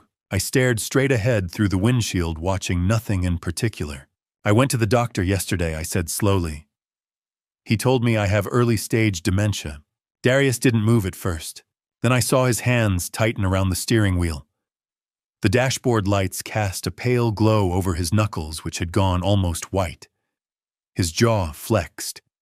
He kept his eyes forward. What doctor? He asked carefully. Dr. Lawson, I replied. Lillian made the appointment. Geriatric specialist in Pasadena. Darius inhaled slowly like he was bracing himself. What did he say? He asked. I let out a hollow breath. He ran memory tests, asked me what year it was, who the president is, made me draw a clock, had me remember words, count backward from 100 by 7s. And Darius asked. I thought I did fine, I said helplessly. I remembered the words, 4 out of 5. I drew the clock correctly. I counted down to the 30s before he stopped me. Darius turned his head, slightly studying my face. Did you get anything clearly wrong? He asked. No, I said. He said it wasn't about wrong answers. It was about patterns, subtle hesitations, things I couldn't see, but he could. The car was still idling in the lot. For a long moment, Darius said nothing. Then quietly, but with unmistakable intensity, he said, "Mr. Mercer, I don't believe you have dementia." I blinked. "What?" "You teach advanced technical classes 3 nights a week," he continued. "Circuit design, systems, troubleshooting. You remember detailed conversations we've had. You remember that my daughter wants to study aerospace engineering. You remember I used to work in insurance fraud. You remembered how I take my coffee." His voice was rising, not in volume but in urgency. "That's not cognitive decline," he said. "That's clarity." "But the doctor," I began. "Someone wants you to think you're sick." Darius interrupted, his tone sharpening. "Because if you believe you can't trust your own mind, you'll let other people make decisions for you." I felt irritation flare. "Darius the First," said, forcing a laugh that didn't feel natural. "Why would anyone do that?" He didn't answer immediately. Instead, he looked at me, really looked at me with an expression I couldn't quite interpret. It wasn't pity. It wasn't suspicion. It was alarm. "Is Lillian asking about your finances more often?" he asked quietly. "She's being responsible," I snapped. "She's my daughter." "Is she?" he said. The question landed between us like something fragile and dangerous. I opened my mouth to defend her, but something in his voice stopped me. Without another word, Darius reached into the pocket behind his seat and pulled out his phone. He unlocked it and turned the screen toward me. Voice memos. 4 recordings. Tristan M., November 9th. Tristan M., November 14th.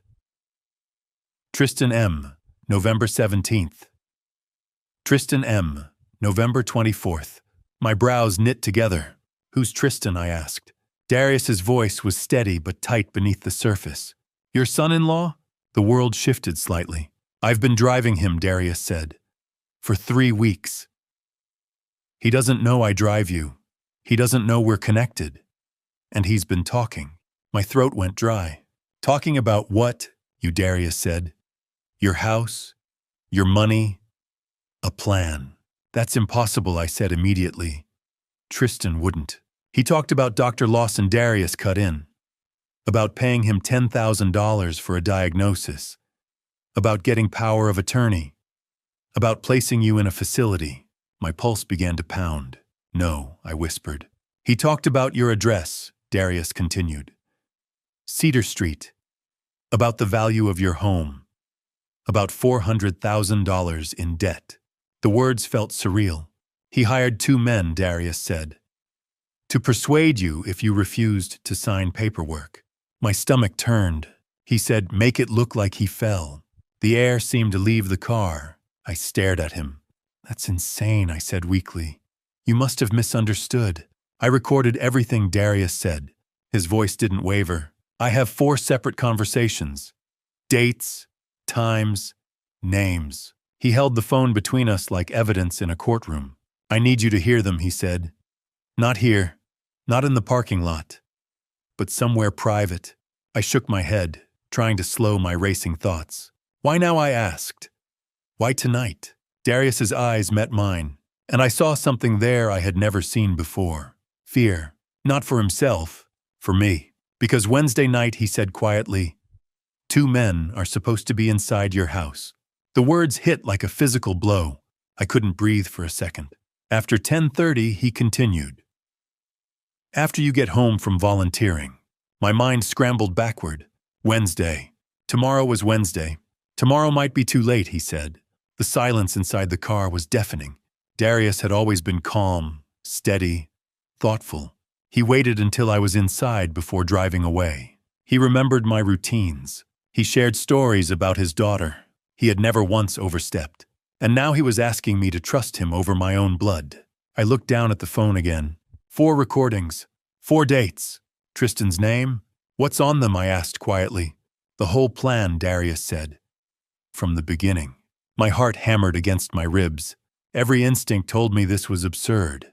But another voice, quieter, deeper, whispered something else. Lillian's questions about my will. The sudden appointment.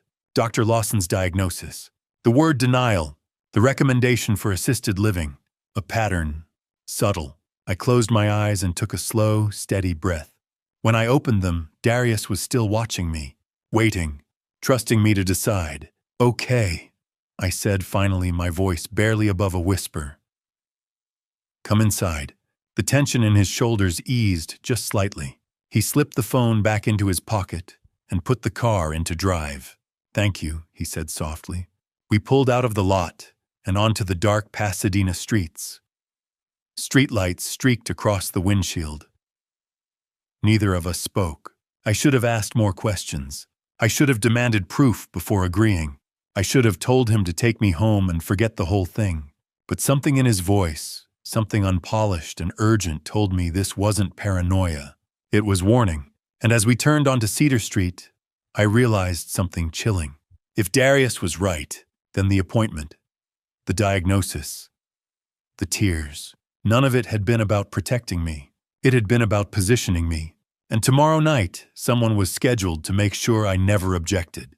We never made it inside, because Darius saw what I didn't. He turned onto Cedar Street the way he always did, headlights cutting a familiar path along the quiet row of homes. I sat beside him in silence, my thoughts tangled and racing. Recordings, Tristan, a plan. None of it felt real. It felt like the kind of story you hear about someone else, someone careless, someone naive. Not me, not my family. Mr. Mercer, Darius said quietly, eyes fixed on the road. "I need to drive past your house once before we stop." I frowned. "Why?" "Please," he said. "Just trust me." There was something in his tone, controlled but tight, that made me nod. He slowed as we approached my house. The wide front porch came into view. The jacaranda tree stood motionless in the yard. The detached garage door was closed. The porch light glowed softly, just as it always did when I was out late. Everything looked normal, safe. But Darius wasn't looking at the house. He was scanning the street. Then I saw his grip tighten on the steering wheel. "Don't react," he murmured. "Just keep looking forward." My pulse spiked. "What?" "Act normal," he said, low and firm. I forced myself to stare ahead, trying to see what he was seeing. At first, nothing stood out. A few parked cars, dark windows, still air. Then my eyes adjusted. Across the street from my house stood two men, large, broad-shouldered, dressed in dark hoodies with their hands in their pockets. They weren't talking. They weren't pacing. They were simply standing there, watching. I had lived on that street for 3 decades. I knew my neighbors' dogs by name. I had never seen those men before. Darius drove past them without slowing. He didn't turn into my driveway. He didn't hesitate. He kept going as though he had forgotten the street entirely. Darius the First whispered, my throat tight. "What is?" "Not yet," he said. We turned the corner, and that's when I saw the car. A gray Honda Civic sat parked at the curb on the next block. The engine was running, taillights glowing faintly in the dark, but the headlights were off. And in the driver's seat, phone pressed to his ear, was Tristan, my son-in-law, 1 block from my house, in the dark, waiting. Darius continued driving. Left turn, another left, looping the block calmly, deliberately, as if this were just another quiet Tuesday night. He didn't speak until we were several streets away. Then he pulled into an empty parking lot behind a Vaughn's grocery store and shifted the car into park. The engine idled softly. He turned to face me. "There were 2 men outside your house," he said evenly. "They were waiting." My mouth felt dry. For me, I asked, "Yes, who are they?" "I don't know their names," Darius said. "But I know why they're there." He pulled out his phone and opened the voice memos app. "Your son-in-law hired them." The words didn't register at first. "Hired them," I repeated. "For what?" Darius tapped the most recent file. Tristan M. November 24th. He hit play. Tristan's voice filled the car. Clear, confident, cold. "Wednesday night, when he gets home from volunteering, you go in. He'll be alone. Just get him to sign the asset transfer. If he refuses," a pause. Another voice, faint. "We know what to do." Tristan again. "Make it clean. Old man, heart attack, whatever. Just make it look natural." Darius stopped the recording. The silence afterward was suffocating. That was Friday, he said quietly. He said Wednesday night. Tonight is Tuesday, I swallowed. Tomorrow, I whispered.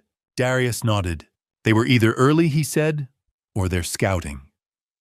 Either way, they're positioned. My chest tightened. Tristan, I said, barely able to form the words. He hired people to hurt me. Yes, and Lillian. My voice cracked. Does she know? Darius hesitated. In one recording, he said carefully, Tristan said she doesn't know about the physical part. The physical part, I repeated hollowly, but she knows about the rest. He continued. The doctor, the diagnosis, the power of attorney, the appointment slip. Dr. Lawson, assisted living, supervision, denial. It all rearranged itself in my mind. Not concern, preparation.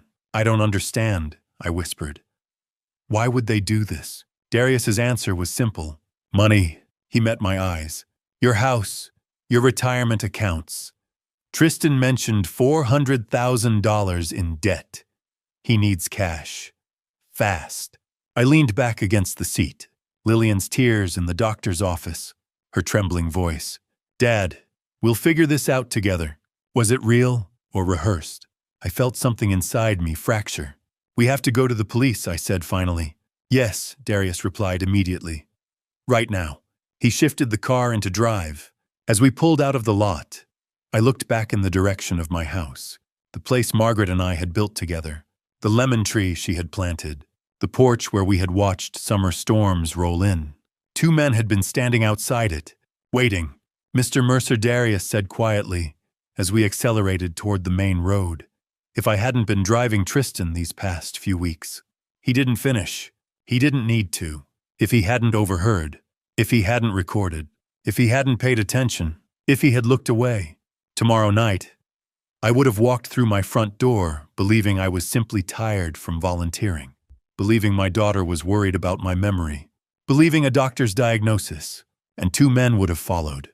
The city lights streaked past us as Darius drove faster than usual, controlled but urgent. For months after Margaret died, I had felt grief, loneliness, emptiness. But this was different. This was fear. Not abstract, not distant, immediate, real. For the first time in 30 years, I was afraid of my own front porch. And for the first time since my wife's funeral, I realized something else. I had almost mistaken love for loyalty. And loyalty for safety. Darius gripped the wheel firmly as we headed toward the police station, and I sat in the passenger seat, heart pounding, listening to the echo of Tristan's voice in my mind. Make it look natural, old man. Heart attack, whatever works. Tomorrow night, I had 6 days, then 5, now less than 24 hours. And if Darius hadn't driven past my house, I would have stepped out of his car, waved goodbye, and walked straight into something I never would have survived. If you're still here, comment something, so I know you're with me. If you were in Calvin's seat that night, seeing two strangers outside your house, and hearing that recording, would you have trusted Darius? Or walked through your front door anyway? Tell me what you would have done. And before we continue, a note. The next story includes dramatized elements. If that's not for you, this is a natural place to stop. Like me, I said. He smiled faintly. Darius turned into the dark parking lot behind the closed Vons and eased the car into a space beneath a flickering streetlight. The store was shuttered, the lot nearly empty, the night air heavy and still. He shut off the engine, but he did not release the steering wheel. His hands remained locked around it, knuckles pale in the dim light. For a few seconds, neither of us spoke. Then he turned toward me. Mr. Mercer, he said quietly, his voice steady but urgent. I need you to listen to me. I'm going to tell you everything I know. I need you to let me finish before you say anything. Can you do that?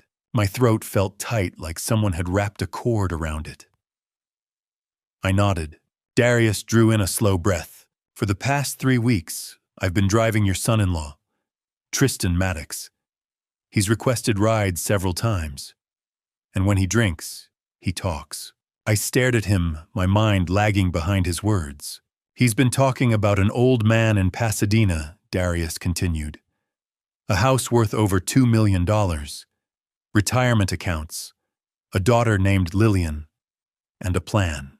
He reached into the pocket behind his seat and pulled out his phone. I recorded him, he said. I know it's ethically questionable. I know I could lose my job. But I couldn't ignore what I was hearing. He unlocked the screen and turned it toward me. Voice memos. 4 recordings. 4 dates. I'm going to play them, he said. All of them. He tapped the first file. Tristan M. November 9th. Tristan's voice filled the car, slurred, arrogant, careless. Goddamn old man sitting on all that money doing nothing with it. The house in Pasadena alone is worth over $2 million. Plus the retirement accounts. We're talking $3 million easy. The sound of a car door closing in the background. Just get the paperwork signed. Once he's declared incompetent, we move him into a facility. Then we sell the house and liquidate the accounts. Simple. The recording ended. My chest felt tight as though the air had thinned around me. That was 3 weeks ago, Darius said softly. The first time I drove him. He pressed the second file. Tristan M. November 14th. This time Tristan's voice was clearer. Less drunken, more deliberate. The doctor Ag Vaughn. Dr. Lawson. $10,000. He'll sign the paperwork. Says the old man has early onset cognitive decline. My stomach dropped. That's not I started. Darius raised a hand, gently. Please. The recording continued. After that, we get power of attorney. Move him into a facility. Sell the house. Easy. Another voice faint in the background. What about Lillian? Tristan answered without hesitation. She's on board. She's the one who set up the doctor's appointment. Between the two of us, we're $400,000 in debt. They're coming to collect. The words struck like physical blows. I pressed my hands against my face. This can't be real, I whispered. Darius moved to the third recording. Tristan M. November 17th. Tristan's tone had changed. It was colder now. I hired them. 2 guys. They know what to do. A pause. If the old man signs the paperwork, great. If he doesn't, they'll persuade him. A second voice. How hard? Tristan laughed. It was a hollow, ugly sound. Whatever it takes. Just don't leave marks. Make it look like he fell or something. My hands began to tremble uncontrollably. He's talking about I choked. Yes, Darius said quietly. Tristan's voice continued. Lillian doesn't know about this part. She thinks we're just moving him into a care facility nice and clean. But I'm not taking any chances. The recording stopped. Darius met my eyes. He's not talking about intimidation, he said gently. He's talking about making sure you don't stand in the way. I felt frozen in place as though my body no longer belonged to me. Darius tapped the final recording. Tristan M. November 24th. Tristan's voice this time was sober, controlled, precise. Let me confirm the timeline. The doctor sees him on Monday. Dr. Lawson signs the paperwork. Cognitive decline. We'll have power of attorney by Wednesday. A brief pause. Wednesday night, when he gets home from volunteering, you go in. He'll be alone. Just get him to sign the asset transfer. If he refuses, another voice, we know what to do. Tristan's reply was calm. Make it clean. Old man, heart attack. Whatever. Just make it look natural. Darius stopped the playback. Today is Tuesday, he said quietly. Tomorrow is Wednesday. The men outside your house tonight, those are the men he hired. Tears blurred my vision. I hadn't realized I was crying until they fell onto my hands. Lillian, I whispered hoarsely.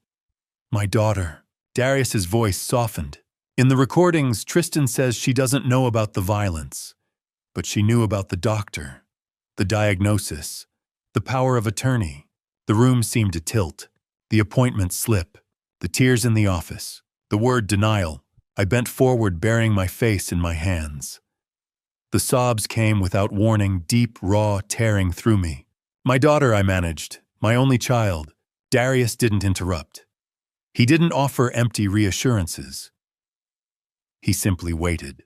I welcomed him into my home, I said between broken breaths. I trusted them. The grief that had followed Margaret's death had hollowed me out. This felt different. This felt like the floor beneath me collapsing entirely. A stranger, someone I had met because I could no longer safely drive at night, had risked his livelihood to protect me. My own family had calculated my death as a financial solution. When the sobbing finally subsided, I sat back slowly, exhausted. What do? I whispered. Darius reached over and rested a steady hand on my shoulder. We go to the police, he said. Now. I nodded, unable to speak. He started the engine. The car hummed back to life. As we pulled out of the lot, the flickering streetlight cast long shadows across the windshield. I watched the empty streets slide past the houses, dark and quiet, unaware of the violence that had almost entered one of them. Margaret was gone. Lillian had betrayed me. Tristan had plotted my removal like a business transaction. And in that moment, driving toward the police station, with a man who owed me nothing but kindness, I understood something I never had before. Loneliness isn't the absence of people. It's the realization that the people you trusted most were never truly on your side. For the first time in my life, I felt stripped of illusion, and I knew that nothing would ever feel the same again. Darius didn't ask for my permission. He didn't debate. He didn't hesitate. He started the engine and drove straight to the police station. I sat beside him in stunned silence, watching Pasadena slide past in streaks of amber and shadow. Traffic lights changed. Storefronts stood dark and empty. Sidewalks were deserted. Everything looked exactly as it always had, and yet nothing would ever be the same again. At 11:45 p.m., Darius turned into the parking lot of the Pasadena Police Department on North Garfield Avenue. The building stood stark and illuminated against the night sky, glass, steel, and authority. He cut the engine and looked at me. "Are you ready?" he asked. I wasn't, but I nodded anyway. We stepped inside together. The lobby was bright and clinical fluorescent lights, reflecting off pale tile floors. A young officer sat behind the front desk, rubbing his eyes as if the night shift had already stretched too long. "Can I help you?" he asked. Darius stepped forward without hesitation. "My name is Darius Vaughn," he said clearly. "This is Calvin Mercer. His life is in danger tonight. His family is conspiring to defraud him and harm him. I have audio recordings as evidence." The officer straightened immediately. "Recordings?" he asked. "Yes," Darius replied. 4 separate recordings over 3 weeks. I need a detective. Now. The officer picked up his desk phone. Within minutes, a man in a wrinkled suit entered the lobby. He looked to be in his mid-50s. Graying hair, sharp eyes, the kind of face that had seen enough to recognize seriousness when it walked in. "I'm Detective Sullivan," he said. "Come with me." He led us down a hallway into a small interview room, table chairs, wall-mounted recorder, humming softly in standby mode. "Start from the beginning," Sullivan said. I drew in a slow breath. I told him about Margaret, about the accident on the 210 freeway 8 months earlier, about the long, quiet months that followed. I told him how Lillian had begun visiting more often, how she asked about my will, my retirement accounts, my beneficiaries. I described Dr. Lawson's office, the tests, the diagnosis, the prescription for Donna Pezel. Darius took over after that. He explained how he had been driving Tristan Maddox, my son-in-law, for 3 weeks, how Tristan talked when he drank, how those conversations escalated. Darius placed his phone on the table. "I recorded him," he said. "I understand the legal gray area, but I knew something was wrong." Detective Sullivan leaned forward. "Did the passenger consent to recording?" "Uber's terms of service allow recording for safety purposes," Darius replied. "Passengers consent by using the service. It's documented." Sullivan nodded once. "Play them." Darius pressed play. One by one, Tristan's voice filled the small room. "House worth over $2 million. Power of attorney. Dr. Lawson, $10,000. Hired 2 guys. Persuade him. Make it look like he fell. Wednesday night. Make it look natural. The final recording ended. Silence settled heavily over the room. Detective Sullivan's jaw tightened. "Mr. Mercer," he said carefully, "do you consent to us opening an immediate investigation into your daughter and son-in-law?" The words felt like broken glass in my throat. "Yes," I managed. Sullivan stood up abruptly and stepped into the hallway. "Ramirez," he called, "get Captain Torres. We're mobilizing." The station transformed in minutes. Radios crackled. Officers in tactical gear moved with urgency. Addresses were written on whiteboards. Maps pulled up on monitors. Sullivan returned. "3 teams," he said. "1 to your residence. 1 to Maddox's address in Glendale. 1 to Lillian Maddox's address in Arcadia. We'll have them secured." I nodded, unable to find my voice. At 2:30 a.m., Sullivan's radio crackled. Team 1 reporting. 2 suspects apprehended outside 1247 Cedar Street. Both armed. Handgun recovered. Zip ties and duct tape located in vehicle. Sullivan looked at me steadily. "Those are your men." My stomach churned. Another voice came through the radio. Team 2 reporting. Tristan Maddox in custody. Glendale address secured. Charges pending: conspiracy to commit elder abuse, conspiracy to commit assault fraud. Moments later, Team 3 reporting. Lillian Maddox in custody. Arcadia address secured. Charges pending: conspiracy to commit financial exploitation and fraud. The room felt smaller, quieter, final. Sullivan turned toward me. "Mr. Mercer," he said evenly, "if you had gone home tonight, you likely would not have survived." The words landed like a verdict. I gripped the edge of the table to steady myself. "We're seizing digital devices," Sullivan continued. "Phones, computers, financial records. From what I've heard tonight, this case is strong. Airtight." At 3:30 a.m., Darius and I stepped back outside into the cold night air. The sky was still dark. The world felt unchanged. But my life had just been cleaved in 2. I stood on the sidewalk trying to comprehend what had just happened. Margaret was gone. Lillian was in custody. Tristan was in custody. 2 men had been waiting outside my home with a handgun and restraints. "Mr. Mercer," Darius said gently, "you can't go back tonight.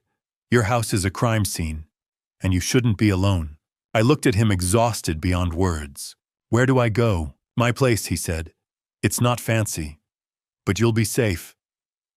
Keisha and I have a spare room." I hesitated only a second before nodding. He drove through quiet streets toward Inglewood. The city seemed impossibly peaceful, as if none of this had happened, as if betrayal hadn't just been exposed, as if death hadn't been scheduled. As we turned onto his street, Darius glanced over. "You're about to meet my daughter," he said softly. "Keisha. She's 16. Smart as hell. Wants to be an aerospace engineer." A small, fragile warmth stirred in my chest. "Yeah, like you." And for the first time since that night began, since the parking lot, since the recordings, since the sight of 2 men outside my house, I felt something unexpected. Not relief, not peace, but the faintest outline of hope. Darius's house in Inglewood was modest. 1-story narrow driveway, paint slightly faded from the California sun. But the moment I stepped inside at 4 in the morning, I felt something my own house had not held in months. Warmth, not from the heater, from the life inside it. The neighborhood was still and quiet when we arrived. A dog barked somewhere down the block. A single porch light flickered across the street. The world looked ordinary, unaware that mine had just collapsed and been rebuilt in the same night. Darius unlocked the front door and ushered me in. The living room was small but lived in. A worn gray couch. A coffee table cluttered with notebooks and highlighters. A bookshelf sagging slightly under the weight of novels, engineering manuals, and SAT prep guides. A faint scent of laundry detergent and coffee lingered in the air. Keisha, Darius called gently. "Can you come down for a second?" A few moments later, I heard soft footsteps on the stairs. A teenage girl appeared at the bottom landing, rubbing her eyes. She wore an oversized Caltech sweatshirt and pajama pants decorated with tiny constellations. Her hair was pulled into a loose bun, and sleep still clung to her voice. "Dad," she asked, "is everything okay?" Darius rested a steady hand on her shoulder. "Keisha, this is Mr. Mercer Calvin. He's going to stay with us for a few days. He's had a difficult night." She looked at me fully then. No suspicion, no annoyance at being woken up, just concern. "Hi, Mr. Mercer," she said softly. "Hi, Keisha," I replied. Darius kept the explanation brief. "I couldn't stay at my house. There was a situation. I needed somewhere safe." Keisha didn't ask invasive questions. She simply nodded. "He can have my room," she said. "I'll take the couch." "Keisha, that's not necessary," I began. "It's fine," she insisted with a small smile.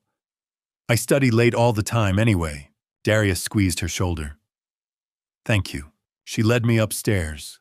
Her room was small but full of ambition. Posters of the solar system covered one wall. A framed image of the Hubble Space Telescope hung beside a detailed diagram of the Mars Curiosity rover. On her desk sat stacks of calculus and physics textbooks, pages bristling with sticky notes. In the corner, a partially assembled Saturn V rocket model stood mid-construction. I paused in the doorway. "You really mean it," I said quietly. "You want to be an aerospace engineer." Her grin lit up the room. "Dad told me you worked at JPL," she said eagerly. "Is that true?" "For 32 years," I answered. Her eyes widened. "What did you work on?" "Thermal management systems," I said. "Voyager, Mars rovers. Missions that had to survive extreme cold and vacuum."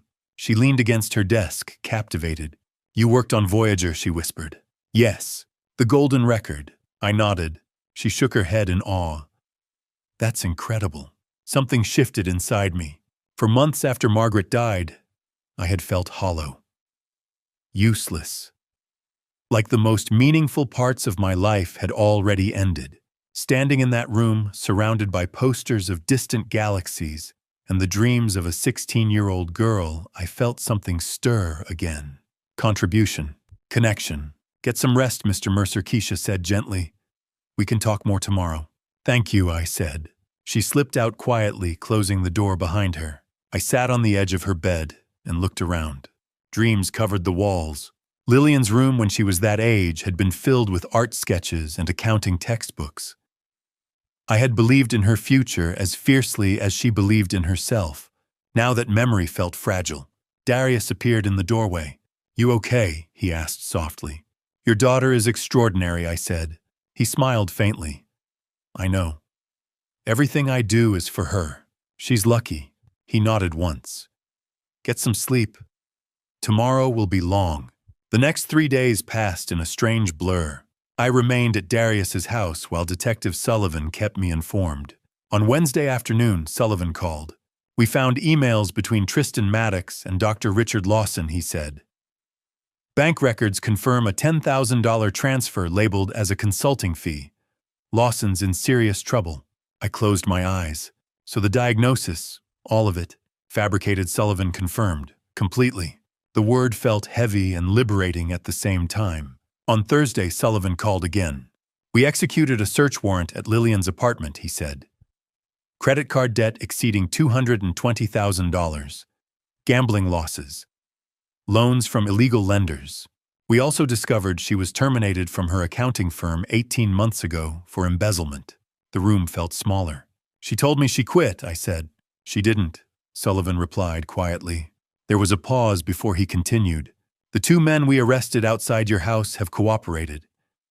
Tristan paid them $5,000 each. Their instructions were to coerce you into signing asset transfer documents. If you refused, they were told to stage an accident." I swallowed. "And Lillian, she admits to the financial scheme," Sullivan said carefully. "She knew about the false diagnosis and the plan for power of attorney. She claims she didn't know about the violence. Do you believe her?" "I don't know," he admitted. "But that will be for the courts to determine." On Friday, Sullivan called one last time. "Dr. Lawson has been arrested," he said. "We uncovered falsified medical records tied to at least 12 other elderly patients over 5 years. This wasn't isolated. It was a pattern. 12 others. 12 lives manipulated. You weren't the first, Sullivan said. But because of you, you'll likely be the last. After that call, I sat silently on Darius's couch for a long time. 12 families, 12 stolen inheritances, 12 men or women who trusted a white coat and a calm voice. That week, Keisha and I talked endlessly. She asked about Voyager's trajectory beyond the heliosphere, about the engineering behind the Mars rovers surviving dust storms, about designing systems that could function at -100 degrees Celsius. I described long nights at JPL, testing chambers, failure simulations, the thrill of receiving signals from millions of miles away. She listened as though I were describing magic, and for the first time since Margaret's death, I felt useful. Friday night, Darius and Keisha cooked dinner, spaghetti garlic bread, simple and comforting. We sat at their small kitchen table. For a moment, it felt like something I had lost had been returned in a different form. After Keisha went upstairs, Darius and I remained in the living room. "What happens now?" he asked quietly. I stared at my hands for a long time. "I don't know if I can forgive Lillian," I said finally. "But I know I can't trust her again." Darius nodded slowly. "She's my daughter," I added, my voice breaking. "And she tried to dismantle my life." He placed a steady hand on my shoulder. "You're going to survive this," he said. "You already did." I looked at him, this man who had risked his livelihood, who had opened his home without hesitation, who had stood between me and death. "Thank you," I said, "for saving my life." He shook his head slightly. "You're family now." And sitting in that small house in Inglewood, surrounded by textbooks and rocket diagrams and quiet resilience, I realized something profound. Family isn't always blood. Sometimes it's the person who refuses to look away when everyone else does. 6 months later, I found myself seated in a Pasadena courtroom, watching the consequences of betrayal unfold in real time. The trial lasted 3 weeks. Tristan Maddox faced charges of conspiracy to commit murder, conspiracy to commit elder abuse, and multiple counts of fraud. Lillian was charged with financial exploitation of an elder and conspiracy to commit fraud, but not attempted murder. Dr.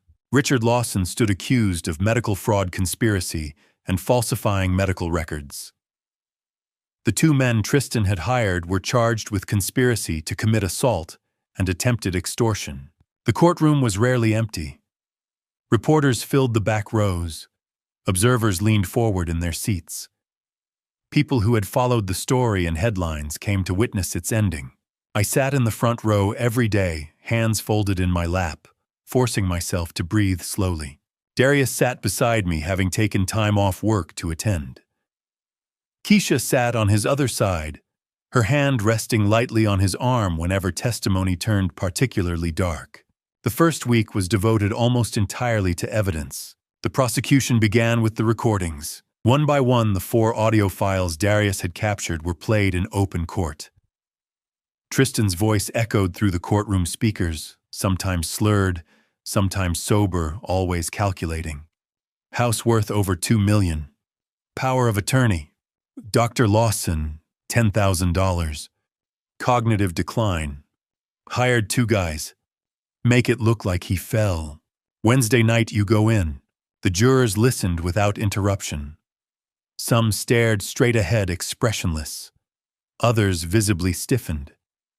A few exchanged glances that carried something close to disbelief. The prosecution then presented email correspondence between Tristan and Dr. Lawson. Financial records confirmed the $10,000 consulting fee. Bank statements laid bare Lillian's $220,000 debt. Gambling withdrawals, high-interest loans, payments to unlicensed lenders. Finally, medical records were introduced, files showing that Dr. Lawson had falsified diagnoses for at least 12 elderly patients over 5 years. 12. I had nearly been the 13th. By the end of the first week, the weight of the evidence was undeniable. The second week belonged to testimony. Darius was called first. He walked to the stand wearing a simple gray suit. No theatrics, no hesitation. He spoke the way he always did, clear, steady, measured. The prosecutor asked how we met.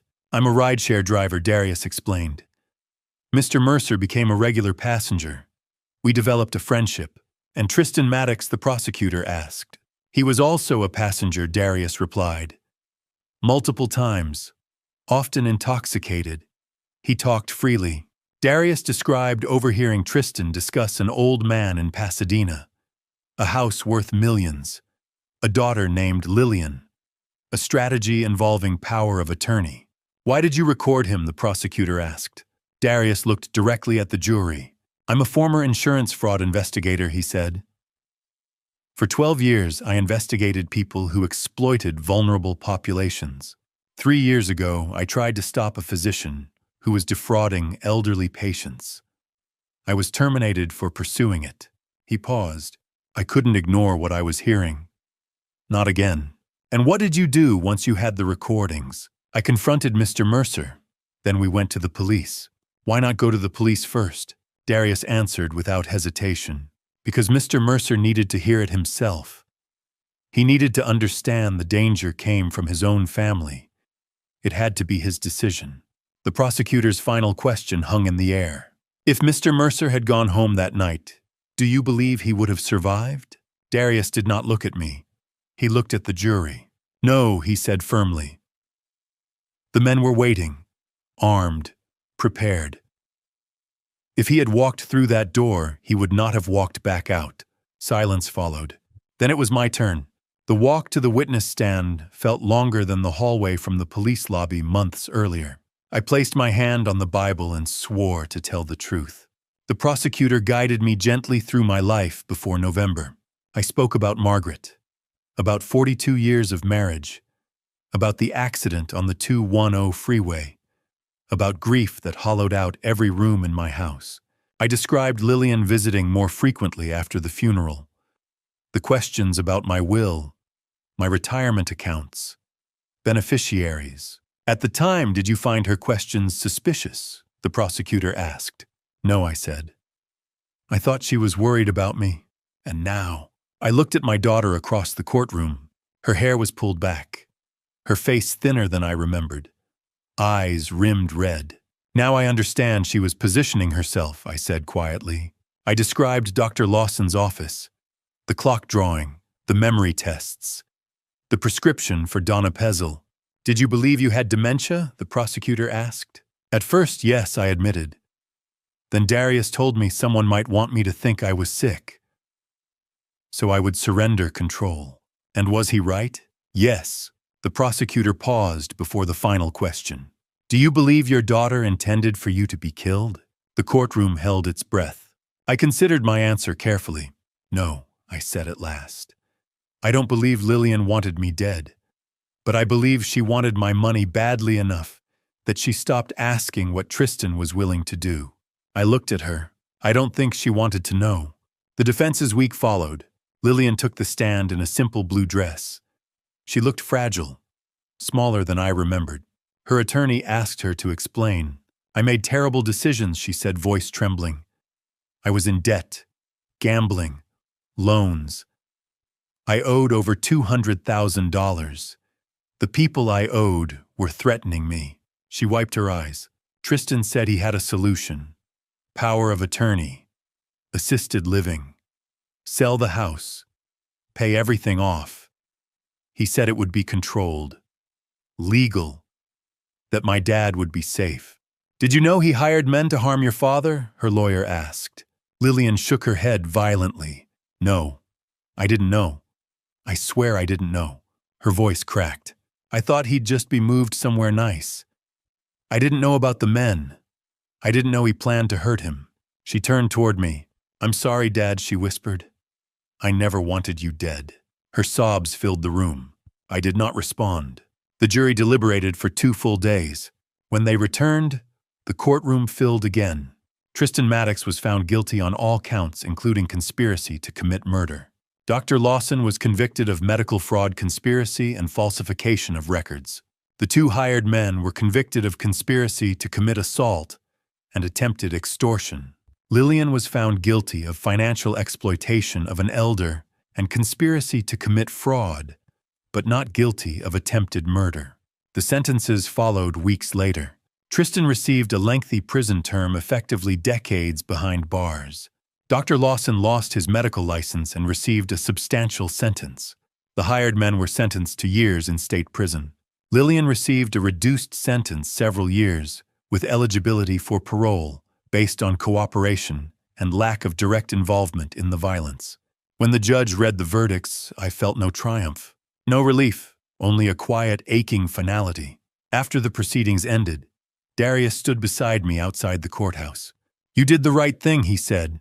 I nodded slowly. "It doesn't feel like it," I admitted. He understood. 6 months earlier, I had nearly lost my life. Now I had lost something else. But standing there beside the man who refused to look away, and knowing his daughter was already filling out scholarship applications to study aerospace engineering, I realized something. Justice doesn't erase betrayal. It simply prevents it from continuing. And sometimes survival is the only victory you're going to get. When the jury returned to the courtroom, silence fell like a heavy curtain over every person in the room. I sat in the front row, Darius beside me, his hand steady on my shoulder. After 3 weeks of testimony, 4 audio recordings played repeatedly in open court emails documenting a $10,000 bribe, falsified medical records for over a dozen elderly patients, and tearful confessions from my daughter Lillian, the 12 jurors filed into the jury box without expression. Their faces were blank, unreadable, as if they had seen something that had drained them of emotion. Judge Anderson, a gray-haired man in his 60s with deep lines around his eyes, looked out over the packed courtroom. Reporters filled the back rows, their pens poised. Family members of other victims sat to my left. Darius's daughter Keisha, now 17 and preparing for her freshman year at Caltech, sat beside her father. She had become like family to me over the past 6 months. The judge asked the foreperson, a middle-aged woman in a blue sweater, to read the verdicts. In the matter of the state of California versus Tristanley James Maddox, she began, her voice flat and careful. On the charge of conspiracy to commit elder abuse and fraud, we find the defendant guilty. On the charge of conspiracy to cause serious bodily harm with intent to defraud, we find the defendant guilty. Tristan, seated at the defense table in an orange Los Angeles County Jail jumpsuit, showed no emotion. His attorney, a young man in an expensive suit, placed a hand on his arm. But Tristan simply stared straight ahead, his jaw clenched. I saw no remorse, no fear, only a cold calculation that this day had always been a possibility. In the matter of the state of California versus Lillian Lynn Mercer Maddox, the foreperson continued. On the charge of financial exploitation of an elder, we find the defendant guilty. On the charge of conspiracy to commit fraud, we find the defendant guilty. Lillian gasped, a sharp intake of breath that carried across the silent room. She turned toward me, tears streaming down her face, but I looked away. I could not meet her eyes. Not yet. In the matter of the state of California versus Dr. Richard Lawson, the foreperson said, on the charge of medical fraud, we find the defendant guilty. On the charge of conspiracy to commit elder abuse, we find the defendant guilty. On the charge of falsifying medical records, we find the defendant guilty. Dr. Lawson, a man in his late 50s with thinning hair and wire-rimmed glasses, dropped his head into his hands. His attorney leaned in and whispered urgently, but the doctor did not respond. He simply sat there, shoulders shaking. In the matter of the state of California versus Harold Eugene Martinez and Tyrell James Collins, the foreperson concluded. Referring to the 2 hired men who had waited outside my house that Wednesday night with a handgun, zip ties, and duct tape, on the charges of conspiracy to commit assault and attempted extortion, we find both defendants guilty. The courtroom erupted in murmurs. Several reporters stood to leave. Judge Anderson struck his gavel 3 times, the sharp crack echoing through the room. Order! This court will reconvene in 2 weeks for sentencing. All defendants are remanded into custody. Bailiff, please escort the defendants. 2 weeks later, I returned to the same courtroom for sentencing. The gallery was just as full, perhaps more so. Darius sat beside me again. Keisha had an exam at school, but she had sent me a text that morning. "You've got this, Mr. Mercer. You're braver than you think." Judge Anderson addressed each defendant in turn, starting with Tristan Maddox. "Mr. Maddox," the judge said, his voice stern, "you orchestrated a scheme designed to strip an elderly man of his autonomy, his assets, and quite possibly his life. You paid $10,000 to a corrupt physician to falsify a diagnosis. You hired 2 men with criminal records to wait outside Mr. Mercer's home with weapons and restraints. You did all of this while your wife, the victim's own daughter, manipulated and gaslighted him. The prosecution has argued for the maximum sentence, and after reviewing the evidence, I agree. You are sentenced to 25 years to life in state prison." Tristan's face remained blank. His attorney whispered something, but Tristan simply nodded once. Next, the judge turned to Lillian. "Ms. Mercer Maddox," Judge Anderson said, his tone softer but still firm. "The court acknowledges that you were under significant financial pressure. A $220,000 gambling debt, a history of job loss due to embezzlement and manipulation by your husband are all mitigating factors. However, you actively participated in this conspiracy. You gaslighted your own father, made him doubt his memory, scheduled a fraudulent medical appointment, and attempted to secure power of attorney under false pretenses. You betrayed your own father for money. That is a wound that may never heal. You are sentenced to 12 years in state prison." Lillian's attorney stood and began to argue for a reduced sentence, but the judge raised his hand. "The sentence stands," he said. Dr. Lawson was next. "Dr. Lawson," Judge Anderson said, his voice filled with disgust. "You exploited the trust society places in physicians. Over a period of at least 5 years, you falsified diagnoses for a minimum of 12 elderly patients, accepting payments ranging from $5,000 to $15,000. You destroyed lives for profit. You are a danger to the vulnerable. You are sentenced to 8 years in state prison, and your medical license is permanently revoked." Dr. Lawson did not look up. Finally, the judge addressed Harold Martinez and Tyrell Collins. "Mr. Martinez and Mr. Collins," he said, "you were hired to commit violence against an elderly man for $5,000 each. You both have prior felony records. You waited outside his home with weapons and restraints. The only reason you did not succeed was that Mr. Mercer never entered his home that night. You are each sentenced to 15 years in state prison." Before the hearing concluded, Judge Anderson looked at me.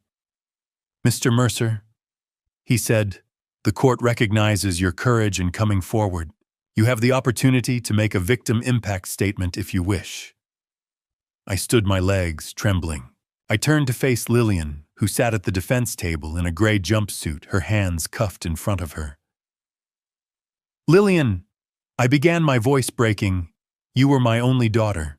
I held you the day you were born at Huntington Memorial Hospital. I taught you to ride a bike on Cedar Street. I sat in the audience at your high school graduation. I walked you down the aisle on your wedding day. When your mother Margaret died 8 months ago in a highway accident, you were the first person I called. You came to the funeral. You hugged me. You promised you would always be there for me." Lillian sobbed, her shoulders shaking violently. "But you chose something else." I continued, tears streaming down my face. "You chose debt over family. You chose lies over love. You brought me to a fraudulent doctor who diagnosed me with a disease I did not have, so you and your husband could take my home, my savings, and my F. Vonum. You scheduled a fake appointment for a Monday, knowing that 2 days later, on Wednesday night, men with weapons would be waiting outside my house to force me to sign away everything, or worse. I paused, trying to steady my voice.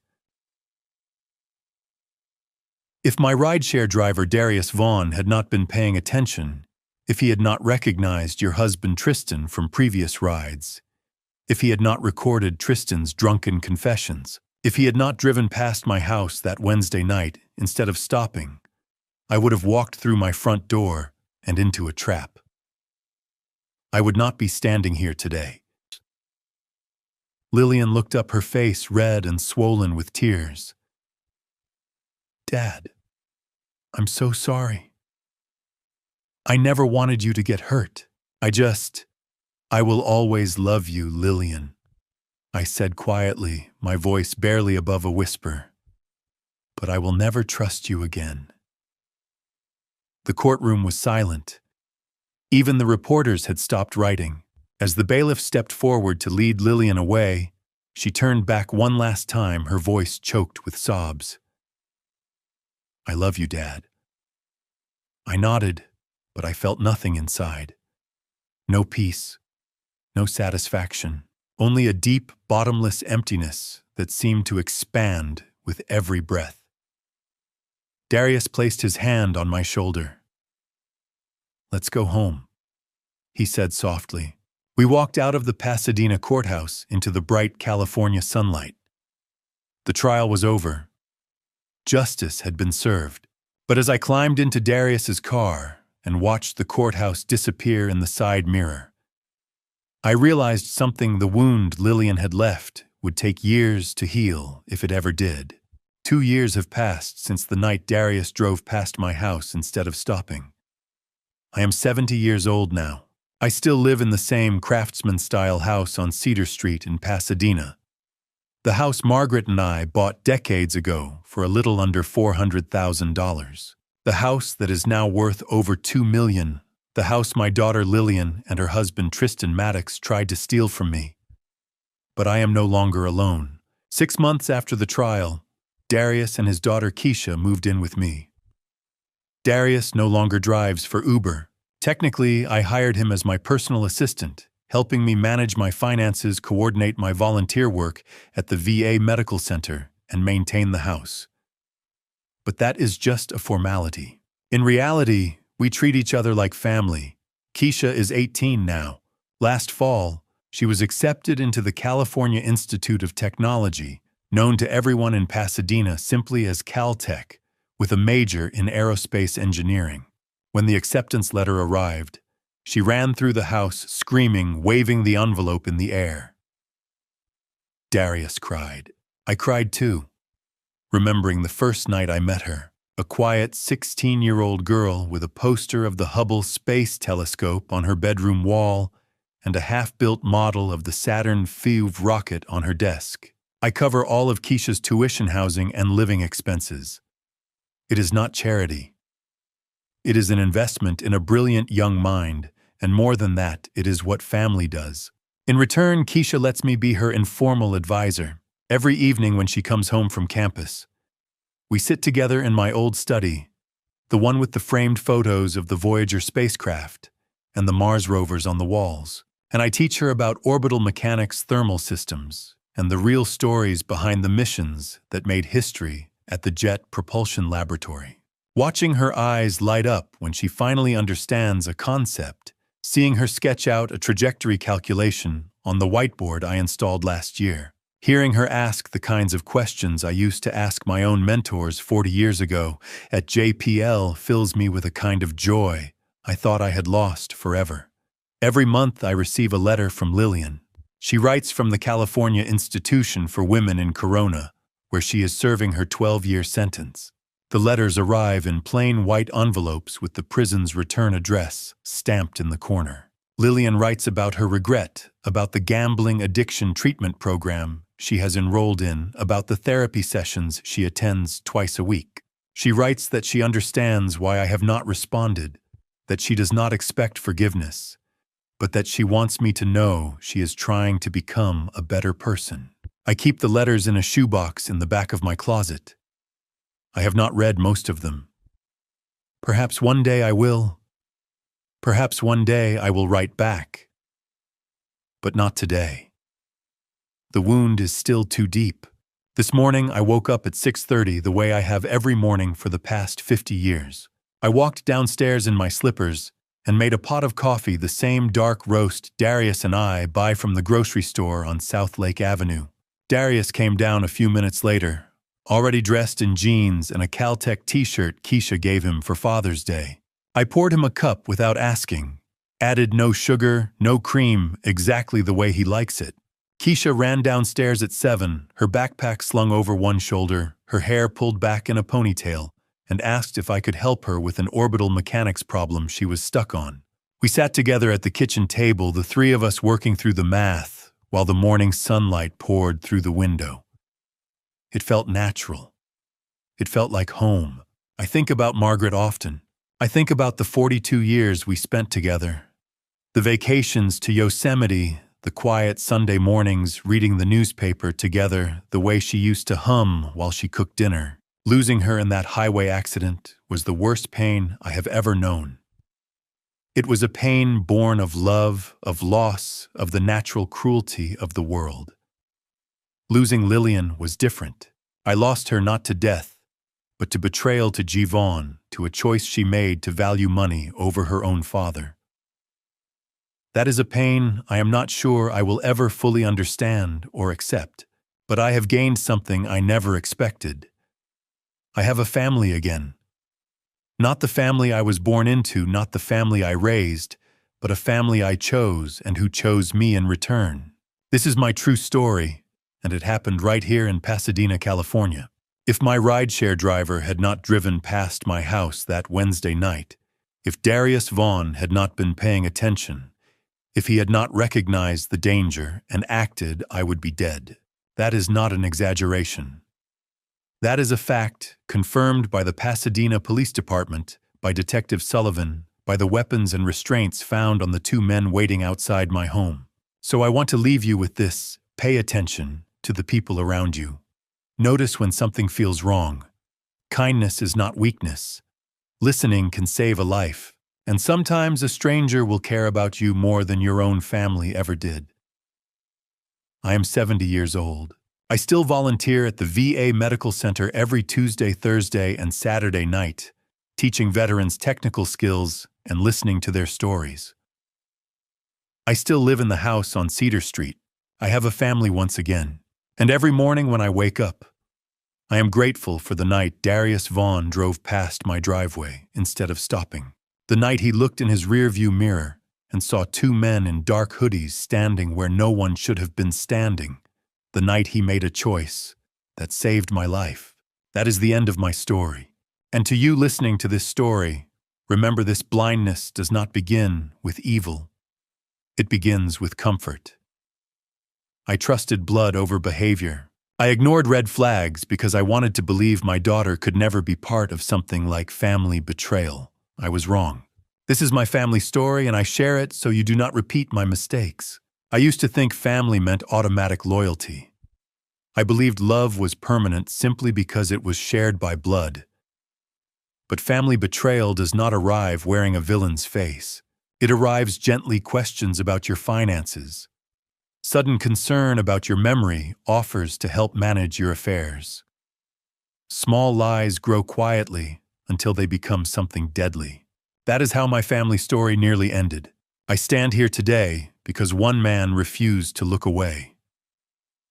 I believe God placed Darius in my path that night. I believe God gave him the courage to act when others stayed silent. And I believe God gave me one more morning to wake up and choose wisdom over denial. 3 times in this journey, I felt his presence: when Darius heard the recordings, when we drove past my house, and when the police said I would not have survived. That was not luck. That was grace. Here is my advice: do not be like me. Do not assume that love protects you from family betrayal. Pay attention when someone pressures you to change legal documents. Pay attention when someone tries to make you doubt your own memory. If something feels wrong, it probably is. Pride almost cost me my life. Silence almost made me a victim. In my view, strength is not stubbornness. Strength is asking for help. Strength is verifying before trusting. Strength is understanding that even a family story can contain chapters of deception. We must protect our dignity, our independence, and our peace. Family is not just blood. Family is who shows up when danger is near. Family is who risks something to protect you. My new family story includes a brave father and a brilliant young woman who calls me Grandpa Mercer. That is redemption. That is grace again. If you see signs of elder abuse or family betrayal, speak up. Call the authorities. Contact Adult Protective Services.